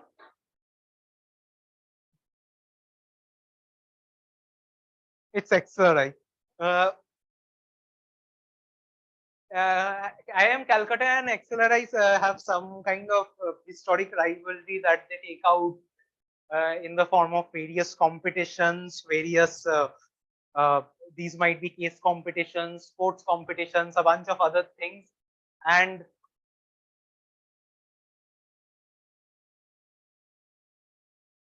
didn't I also had IIM B here? I don't remember. Okay. But yes, so XRI and IIM Calcutta have a rivalry like this. A couple of years ago, I heard it got a bit yeah, it crossed a few limits apparently a few years ago, as a result of which a lot of competitions between the two were suspended. I think that relationship has thawed since then, and I think they are back to having those rivalry matches again. But yes, there will be some of these famous rivalries among colleges as well. Regarding my interview experiences, I have had interviews at IIMs at Ahmedabad, Bangalore, and Calcutta. And if you want, I can actually talk about some of my interview experiences as well. Is that something you guys would want to hear about? Or is that okay? So I'll start with my IIM A interview because it was my most significant one. And to me, it was my most important interview. It was the ultimate reason why I took that. And all my prep eventually was directed towards this interview on, what was the date? The 11th of March. On the day of my interview, we walked into Taj Bengal. We were seated in a waiting room, and everyone was very nervous because everyone looked around and found a bunch of people who apparently were worthy enough of IIM Ahmedabad calls. It was fairly intimidating until the chairperson of admissions at IIM Ahmedabad came in and introduced himself. He did a fantastic job of alleviating the pressures in that room. I remember he joked quite a bit about why all of us were wearing suits. If anyone had told us that we would get extra points for suits, he offered us sandwiches. They were very fresh cheese and tomato sandwiches at Taj. And most people during the morning slot interviews are pretty hungry because a lot of people don't really eat anything when they leave their houses at say 6 in the morning. So that was very important. Following that, we were assigned our respective panels and we were taken for our AWTs. We did not all take our AWTs together. The AWTs also happened panel wise. That is, each panel only took the AWTs for those candidates whom that particular panel would be interviewed. And so it was that the interview started after the AWTs. Once the AWTs are done, there's a visible amount of comfort in the atmosphere. People drink coffee, people eat sandwiches, and at that point, people just start chatting. That is a very fun time in the waiting rooms because you learn so much about so many people's lives and what they've done. Some of them so interesting. I still remember in my IIM Ahmedabad interview, there was a girl from NIFT, was still a student, final year student. She had next to no focus on academics in the time that had been preparing at NIFT. What she had done instead was that she had opened up an NGO where she took thousands of underprivileged children and I think adults as well, and they made products, high quality products that they were then exporting abroad to various countries, including I think she mentioned Germany, UK, and a number of other countries worldwide. And she made such an impact at such a young age. How she touched thousands of lives. She was being flown out to speak at conferences abroad at the age of 20, etc. Once again, no focus on academics. That's fine. You will find so many different kinds of people, and then you will find the absolute geniuses who topped everything in their lives and are now here to top again. I guess I have no idea what those people are on, but very interesting times. And eventually, you go on to your own interview. In general, it's expected that by the time the person before you is in the interview room, by the time the person two people before you is in the interview room, you should be outside your interview room and you should be waiting around. Usually when people leave their interview rooms, they're asked a few questions. Kaisa gaya? What questions did they ask you? Are they strict? That's one very important question. Everyone is very interested in asking, are they applying pressure? But it is what it is, and eventually you will find your own turn as well. Follow the rules carefully.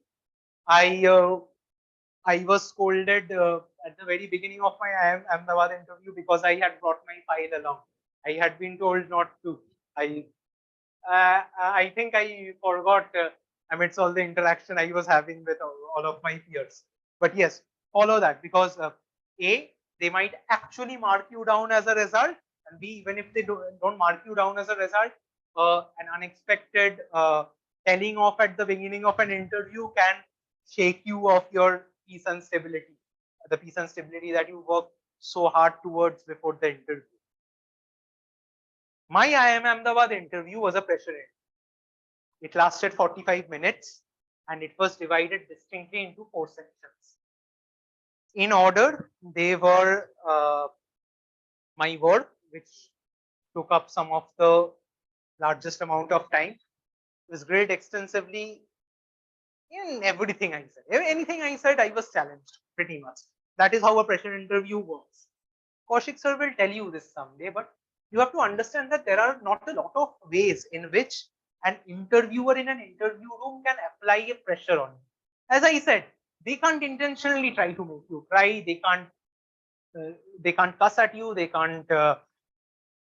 They are not there to hurt you. They are there to test you. And one of the most popular methods in a pressure interview is to just keep asking why. Anytime your candidate says something, ask them why they are saying. Bonus points if you manage to twist their words a bit.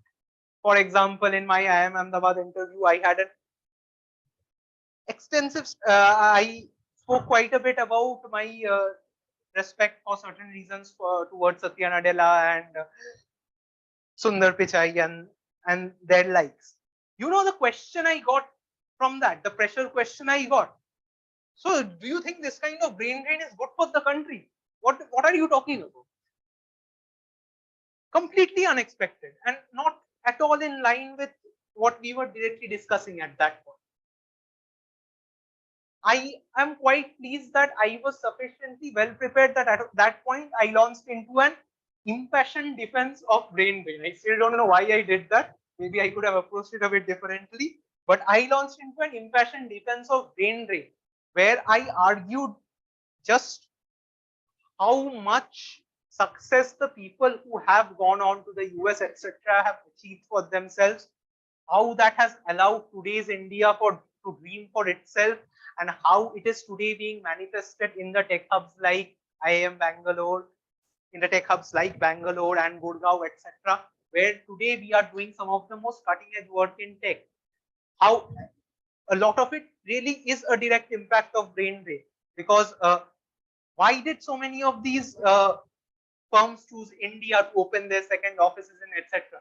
Because of the sheer number of Indian origin people in their management rungs, because of the focus India has provided on management quality, on on tech and other education quality over time. Even if people are leaving the country with that education, plenty of different ways in which you can argue it. There's always an argument to be made. I've been part of the debating society in my college for a very long time. I have seen people argue positions that I categorically thought were impossible to argue. But it can be done. And at every point of time, the single most important thing when you are sitting in that chair is to understand the context. Be self-aware. You are an interviewee, you have an interviewer before you. At the end of the day, your interviewer is trying to A, understand who you are, and B, understand whether you can take the pressure. A pressure interview dials that up even more, which is also why I believe that a pressure interview actually has a lower threshold for a conversion. You will need a much better interview in a non-pressure interview to convert than you would in a pressure interview. And because your interviewer knows that. Your interviewer knows they're putting you under pressure. Your interviewer knows that when they are putting you under this much pressure, you will not be answering every question accurately. Sometimes you will say that you don't know the answer to that, but that's how the real world works. The interviewer does not expect you to be ChatGPT or Wikipedia. The interviewer expects you to know that he doesn't expect you to be ChatGPT or Wikipedia, and conduct yourself accordingly. At every point of time, when an interviewer is shouting at you or intentionally trying to be intimidating towards you, and you are sitting in that chair, you should have an internal dialogue running with yourself. Why is the interviewer asking me this question? What is he looking for? What can I say that will satisfy him? And of course, still be in line with the rest of my profile. And so it was that my interview focused on 4 parts: word kits, math. Wow, they grilled me on math, calculus, and all of that. Oh. Followed by, what was it? Economics, undergrad economics. They at least gave me the chance to tell me what subject I wanted to talk about. And I think I had said microeconomics, and they went into a fairly in-depth discussion on demand curves and a bunch of other topics. And finally, a very extensive session on general awareness. General awareness is very important. I had prepared for general awareness, but I had not quite appreciated its importance. I found that in nearly every one of my interviews, I was asked questions on general awareness. In fact, one particular trend that I noticed there is I seem to be getting asked general awareness questions that were more immediate, maybe in the last 2 to 3 days or in the last month. But sorry, or in the last week. Last month is too long. But even then, there were cases where I've been asked even older general awareness questions as well. It is what it is. And you need to be prepared for all of these different aspects. Sometimes you will not know the answer to questions. I have given this answer to my interviewers myself. I am not aware of this.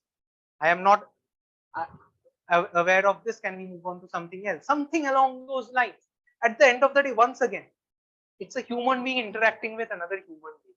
And the sooner you realize that, the sooner you'll see that you're being able to approach this entire exercise with a lot more, what should I say, self-awareness. IIM Calcutta. In my IIM Calcutta interview was fairly straight. IIM Calcutta interview was relatively straightforward. It had a proper introduce yourself section. Oh, right, I remember. In my IIM Calcutta interview, it was the only one of my ABC interviews where I was directly told to introduce myself. And so I started with this very, at least I am myself very satisfied with my final introduce yourself draft. And I started with that. And they cut me off. They cut me off and said, I don't want this boilerplate answer. Aren't you from Presidency College? Tell me about that. I later realized that they were from Presidency and they had been offended at the idea that I completely skipped that over. So we spoke about college for a while. And once again, never lose focus on what you eventually want to get. Yes, I spoke about college for a while, but at every point I was trying to find an exit towards the points that I want to speak about. Because the further away you get from those points, the more it will be difficult for you to find an eventual entry. And if your interviewer finds that you are trying to make a connection that is too weak, that is also a negative, because at that point the interviewer can identify that you are trying to steer the topic in a very orthogonal direction, in a direction that is not directly related to what you are talking about right now. So this entire process where you continuously are having an internal dialogue with yourself about how you're doing, about where the interview is going, about understanding that the interview does not seem to be going as well as you would want it to. What can I do? These are all things I was doing in parallel, even as I was speaking to my interviewers and listening to my interviewers. You don't have to give them immediate answers. You can stay quiet for 10 seconds and then start on your answers. They won't remember that you were quiet for 10 seconds if you manage to give them a good answer after those 10 seconds. Overall, I am pretty sure that you will find that this entire interview experience is very, very manageable if you approach it properly. Last year, I had taken CAT without prep. I did well. And because of my higher work ex and my slightly above 99 percentile score, I had an IIM Ahmedabad call last year as well. I did not convert. Interestingly enough, I actually have a very strong Vertex profile. I know that. And my Vertex profile did not meaningfully change over the last year. But it's just that last year I did not have the proper guidance to be able to put the best version of myself forward. And that cost me terribly. It cost me an IIM Ahmedabad. That's precisely what I wanted to avoid this year. That's precisely why I took so much initiative to ensure that the very next, that right after official answer keys are released, I am not the one delaying my prep. And my ultimate objective is to ensure that you can learn from some of my mistakes. Approach your post-CAT prep in this manner. And I am confident that each and every one of you will make it or get pretty close to making it where you want to be. You are not as far away from any of these goals as you might think once you actually have an interview call. With that in mind, I think it's already 1:30, so I'll wrap up. But overall, just a few myths. Profile is way too average to crack a top B school. I told you about Kaushik already. If he can get through at 55%, you can as well. And he's just one example. I know plenty of such people. Do not buy into these myths. What's the second myth? I don't have it in me to crack a top B school. I won't even go into this. The last 2 hours were about this. Last 2 hours were about why I believe that every one of you can crack this. Myth, PI, academics plus current affairs only. This was my mistake last year. This was my mistake last year. Because I believed I had been out of touch with academics for so long. I remember I covered nearly my entire undergrad curriculum before my interview prep. I had 2 years of work at that point already.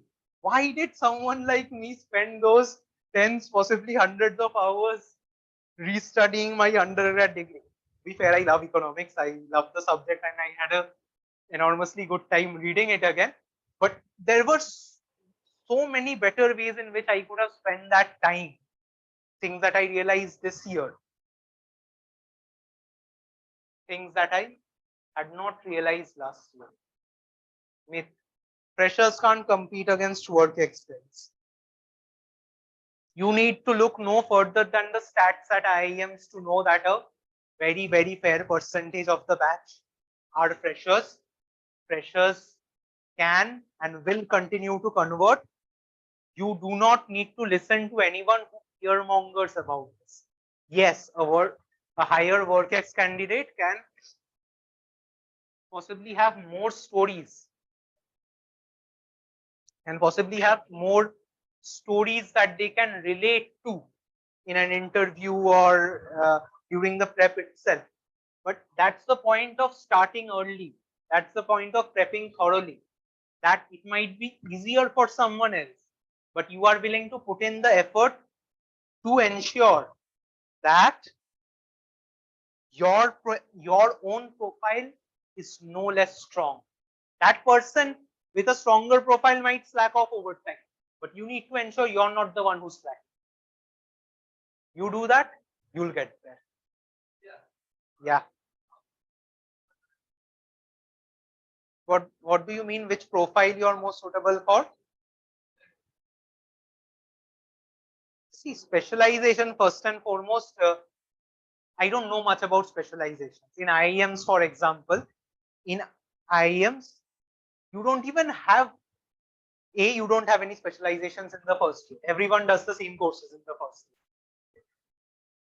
Just doing those courses in the first year itself should give you a fair idea about what piques your interest or what you actually want to go into.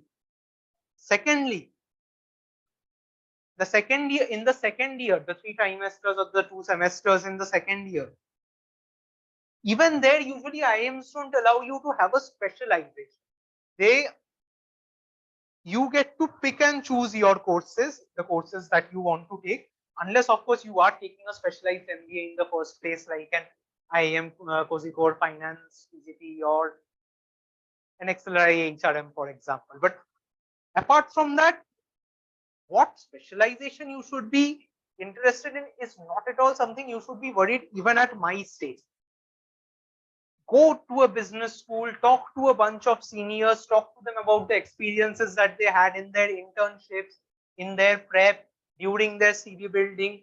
See what kind of profiles you are most likely to get and eventually make a decision based on that. But do not worry about that particular question even at the profile stage. Okay, I wouldn't say don't worry about it at all. Worry about it to the extent that you should be able to answer an approximate question from your interviewer about what you want to do in business school. But that isn't really about specializations. That is about the interviewer trying to understand how you're thinking. And a perfectly acceptable answer to that at that point is, I don't know, I want to explore, right? How you draft that I want to explore answer matters a lot, but that will be the gist of your answer. And it's perfectly fine to explore. You're going to business school to explore. And really, if there are any other FAQs you're to ask me, you can connect with me on LinkedIn. And regarding what you should do now, this is really it. All of it is focused around strengthening your CAT base and a bit of your profile. The last one is more about your profile. The rest of it is really entirely about that. I think we can wrap up now, and I hope this session has gone a ways to assuage some of the many doubts you might have had about the post-CAT process, and most importantly, given you the confidence to know that you know what I most want you guys to be able to do when you walk out of this room. I want you to be able to forget this session. I want you to be able to forget that there's something that comes after CAT, because you believe that when the time comes for it, you will be able to do it. which is why you need to focus now on what is most important for you, which is this. And that was my objective. Try and ensure that you know that the rest of it is doable. Focus on what you're doing now. Do not believe that the rest of the steps are so difficult that these steps are not worth focusing on at all. And really, I wish every one of you all the best for your upcoming journey. I know it can be a stressful experience, but over time, I am also sure that you will look back on this experience with a fair bit of warm feelings, really, because it will teach you a lot and it will make you a better person, more equipped to handle all the responsibilities that you want to go on to handle in life someday. I'll wrap up now, and I think if you have any other further questions, I'm happy to answer them. But beyond that, we are done. And I am here to answer any further questions you have if you want to ask them after class as well. But beyond that, we are done. Any questions at all? Great. So I think you can start leaving if you want.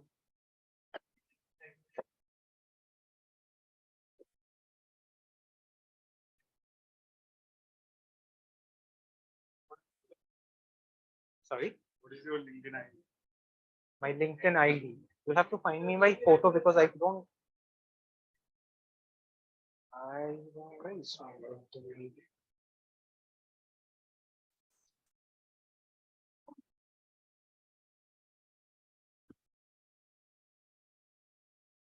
Oh, already receiving.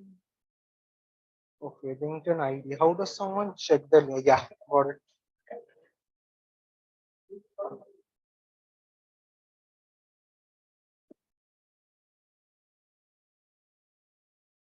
I would recommend you look for this photo of my Kushal Shah. You also in South Korea? Congratulations, but not a major achievement. We are everywhere. So.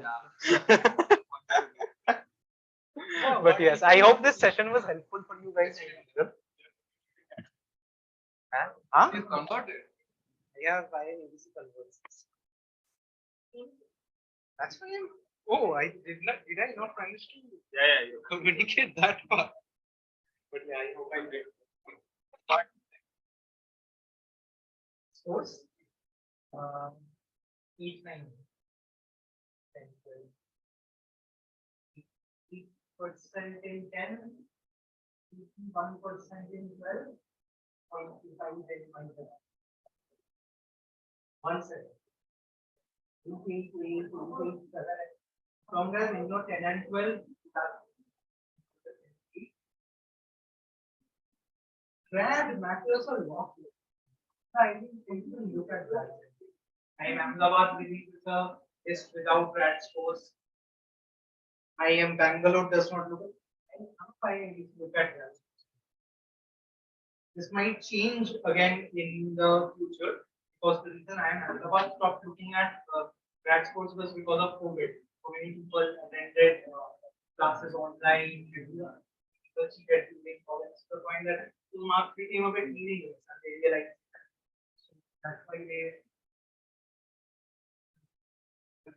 removed that from the criteria. So those will be added back over. In Calcutta, as you know, has historically never focused. Plenty of avenues to get into all of your beyond certain countries, likely to be and what if I have young gap? I have a year gap. When I first graduated from college, when I first graduated from school, what was that environment? I wanted to know. I've experimented a bit with it. Know what I would actually like studying. So I felt that going into business education right then would really help me, and I studied BCom for it. But at the same time, BCom introduced me to two other new subjects, economics and law. And I found out I like both of them. Found out I like economics more. After my graduation from college, I did not get in. I did not go into a job. So for example, I get internship, I get courses, until I got to the point where I got the job that I want. We have 2 years of. There is not a single instance where I ever do. And we want to emphasize this one side. As long as you're preparing your profile well, your interviewers are more than enough tools to ask you questions. Your interviewers are more than enough tools to ask you questions about. They will not be asking you gotcha questions like, you have a gap year. Why are you even coming here? Do you think anyone else here has a gap year? Ask questions. And really understand this context. So the closer you can get yourself to understanding the context that you are ultimately dealing with human interviewers to get into a business school that is run in and has human beings as students, you realize that a lot of the interviewers are not worth thinking about at all. Projector? Yes, that is my approach. Not think too much about things that are irrelevant. And as long as you prepare well enough, as long as your own state, your own write-ups are enough, you will revolve around it. You will find that over time you are sufficiently prepared that when if the interview creates a bit from those points, you will find that you can still handle those questions. So you're not just write-ups are not for Rattama. Write-ups are about developing a way of thinking. That way of thinking really even when you are being asked a question you did not directly prepare. You know how to approach the question. You know what your interviewer is looking for. You know what to say. You can say 10 different good things at that point. But to be able to know that you have to say this, you have to keep it there. And you have to understand that you need to learn to handle the question. We will ask you questions. You want to see if you, in a position of actual power, or real world power, will be able to handle yourself. Approach it with that. Business school is very different from the rest of school, college, etc. It is fundamentally professional degree, and it is a professional school. We are looking for profession. We are not looking for the best. We are not looking for the one who can solve that question the best. With everything that I have seen in my own hand.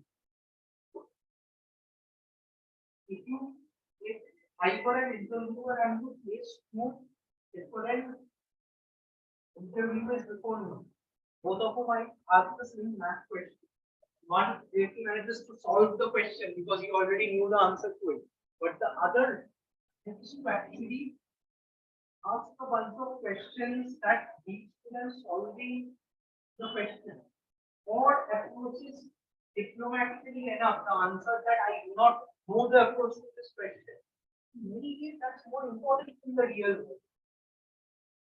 A person who can answer 28A plus 50D plus 31C equals 355 with A equals ABC as the number of months having 28 days, 30 days, and 31 days might be answering it because he knew the answer or words. But in one point of time, if you are not directly able to answer, more often than not, questions to try and get to a question where you don't know the answer, just so that they can see your approach at that. Of course, sometimes you manage to answer every last question. That is great. At that point, the interview is like I could get to a point where I could not answer. That's great deal as well. But it's no less good when you manage to diplomatically say that I do not know the answer to this question. It happens in the real. It will happen with your plan. It will happen with your business. It will happen with your manager. You need to be able to handle yourself. You don't need to become Einstein at that point and get the answer to that question. How are you approach it? Another thing, let me say about your leadership. Once again, too strongly. We have high reading speed. It is not directly related to my tax debt. Exactly why we not go. My context might be completely irrelevant. Your job is to focus on the weaknesses that you are identifying in your yardstick. There are they mean that terms of how you're structuring your family, how you're identifying your positions, etc. All of which your mental ability is how you want much bigger detail. But you should not be emulating someone else's approach the sake of taking. A lot of people doing well is survivorship bias. A lot of people do that. Close, one person can go to outcome. That one person is the one coming before a classroom and saying this is exactly how you should be doing it before that walk. It's called survivorship bias. You should not be focusing. Yes, be focusing on your own. We are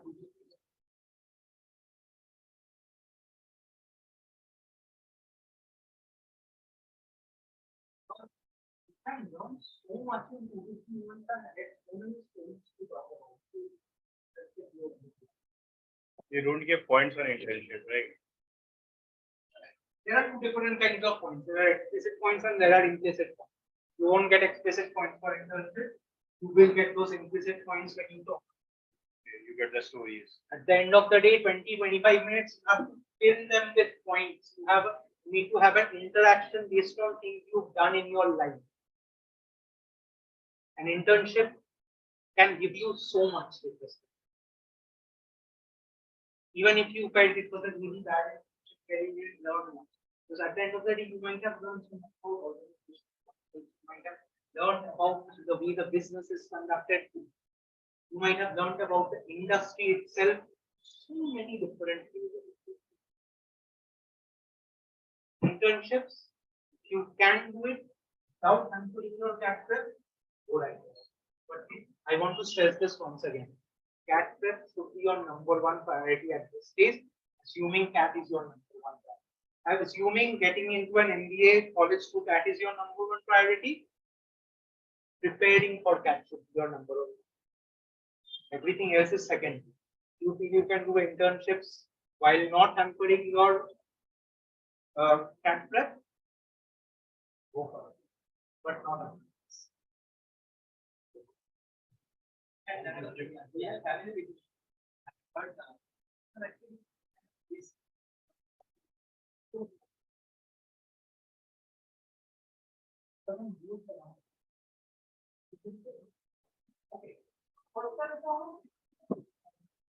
okay. Then it won't matter either because if I understand correctly, the IIM do not consider any work experience before moving.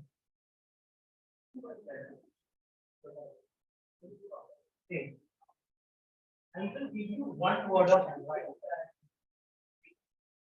From people himself has not so that as work experience.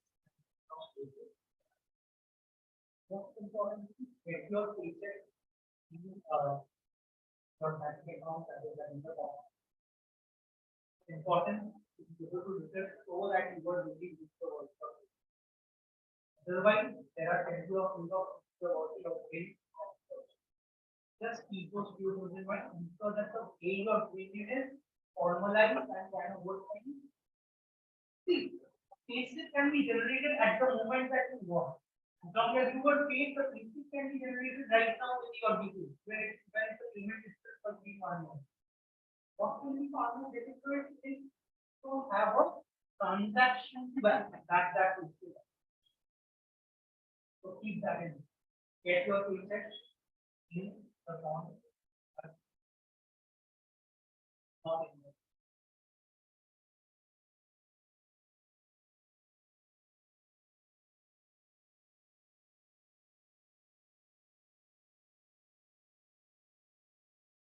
Thank you very much.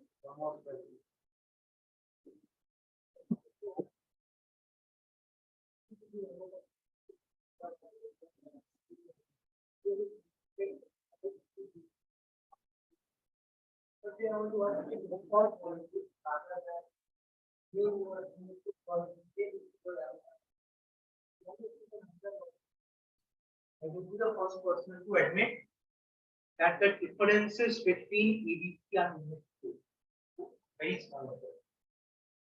Having said that, there will be a number of people who go over it, you will often have very different reasons, and if you ever find yourself in a situation like this, you need to understand whether your motivation was strong enough. What's your own reason? I believe I chose IIM Ahmedabad. It had to be somewhere in hard work, but it was tweeted out. I cannot emphasize this enough. When the average person in this years that you have gotten into, or you are a student of, or you are a graduate of IIM, it affects their mindset and psyche and the way they think. In a way that even IIM, Bangalore or Calcutta can. This is actually a very important point because not a lot of people realize the sheer strength of the brand value IIM Ahmedabad places this strength. There are plenty of managers, students, etc., who will tell you that there is no difference between EDC and a student. It is completely true. There are plenty of reasons to take an IIM Bangalore or an IIM Calcutta over an IIM.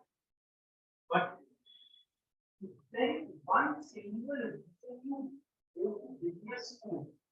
It's not actually to learn. Business school is a put deep and a mile. You do not go to specialize and learn a lot about it. A lot of the value of a business school comes from the signaling value. And the moment you agree that signaling value is the most important part of a business school experience, you come to realize just how important something like brand value is. If someone forced me on a debate stage and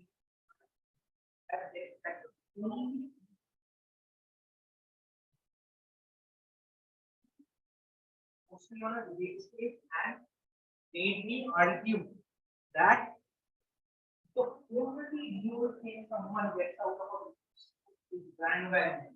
I think there is a certain place to be used. Which is exactly why I think that you will always follow. And there is second thing that happens, a lot of other people do it too.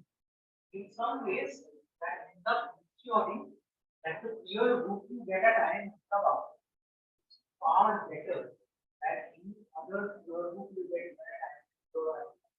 So that's the situation where 100 people have got for all of IIM EDC. All three of IIM EDC interviewers felt that these people are good enough that it will be given an admission offer. And then 80 or 90 of them plan. Does that not have an impact on the quality of the classroom? That 90 of the people who got the option to choose, 90 of the people who got the option to choose, chose IIM Ahmedabad.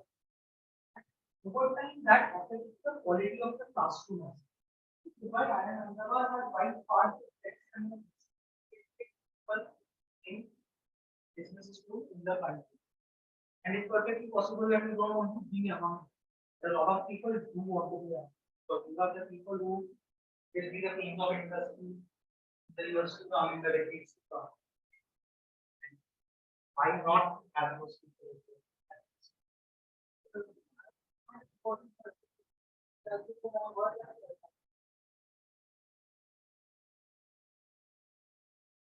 My myth actually. It's a myth. It's a myth to the point that you are generally talking about something that triggers on things that are not very standardized. How much of it and payment. Then of course, single most tangible thing matters is how your degree impacts your growth over time. This is something Kaushik recently told me, one of his seniors told me. It is that even IIM Bangalore and Calcutta students sometimes see that over time, when they are in competition with an IIM Ahmedabad student, they find out that over time the IIM Ahmedabad student is being given the IIM Ahmedabad is given more opportunity than the IIM Bangalore and IIM Calcutta students over time. This is because of the brand value aspect. It can help your career progression. I was in a person mentioned now senior partner will be partner in months who told me many years ago that of all the business in India, IIM Ahmedabad is the only that has any real impact when it finally comes time to select a CEO for a company. He told me that even IIM Bangalore and Calcutta that when it comes time to the CEO, it's almost like but I'm not saying more work. More working on perception in the mind of the people that make it more work confident. And you have a leadership factor. But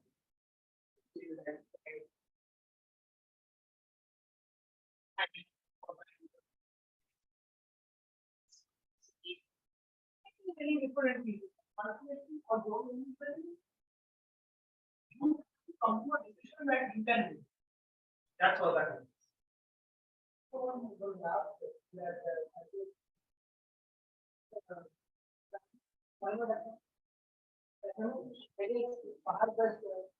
better one thing I did not talk about first cat attempt was actually when I graduated from college in Confused. That was the year I converted SMS. I converted SMS many years. But there are certain things I wanted out of my MBA journey that I really try to work about it. Networks are unbad. SMS, Lucknow, and I wanted more work experience before I went to business school. So I decided I did not want to settle for something I did not want, and I am fine with trying again with years once I come.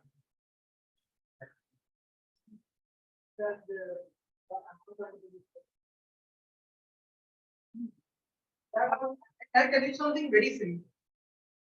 It's pennies on the dollar compared to what if you are getting into business school in 7 to 10 years, you should be earning a few crores over.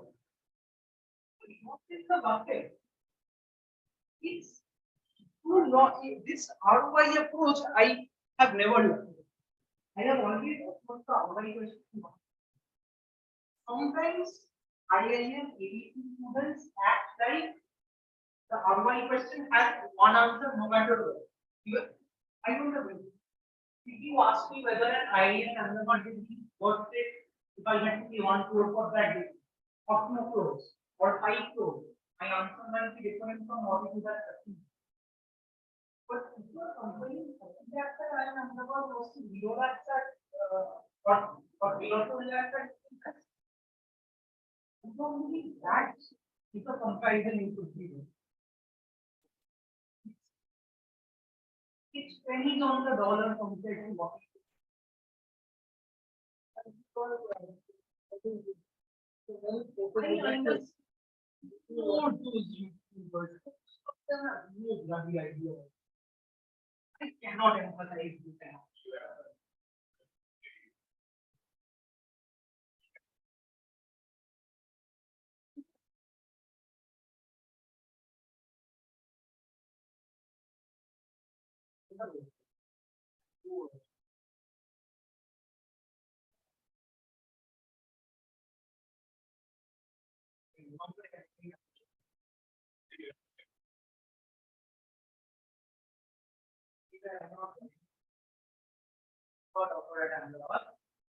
I have referred my admission for my 1/3. This is on very interesting. that word.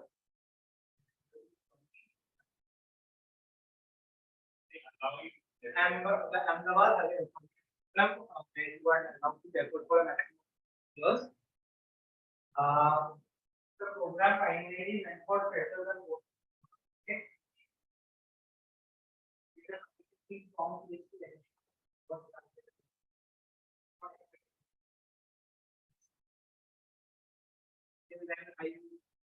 Until yesterday, I was supposed to be at Ahmedabad by the.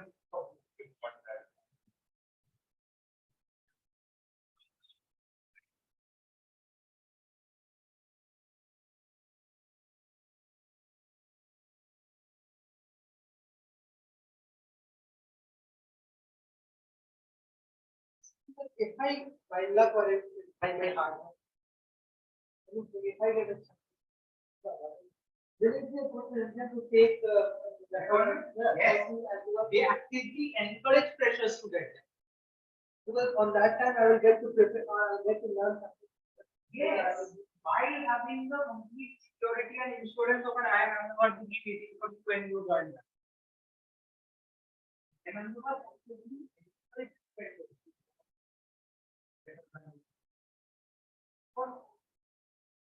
when I wanted to get for word kits before I joined. The reason I wanted it is genuinely because I do still the teacher experience with some word kit and still get extremely valuable experience without word kit. That was also seems to agree with me. Why to encourage word kit? He getting a deferment was a very surprising. But I did work very, very hard on my feet. That is thank you. And for the matter,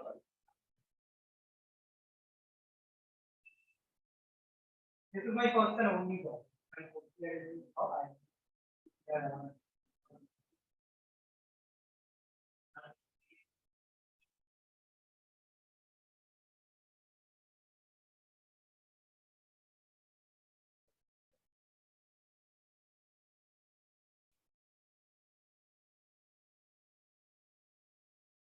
something last was that which scheme did you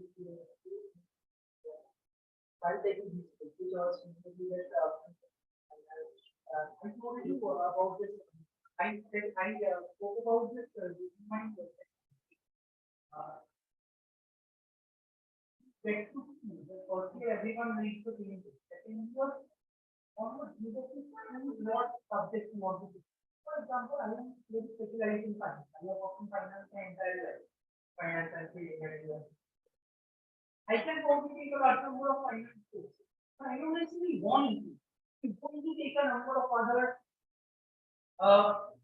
sales, marketing related courses, startup courses, personality building courses, courses that will allow me to become even better at business development, building my own business. Because those are also very important parts of the process of being a manager or being a founder in future. I don't need all that knowledge, but I want to ensure that my only experience is very, very well done. There might be other who wanted and to be focused around finance or around marketing. You need to understand your own context, what you are interested in. My answers are purely based around what I'm interested in learning. As to your own answer. That's all I say.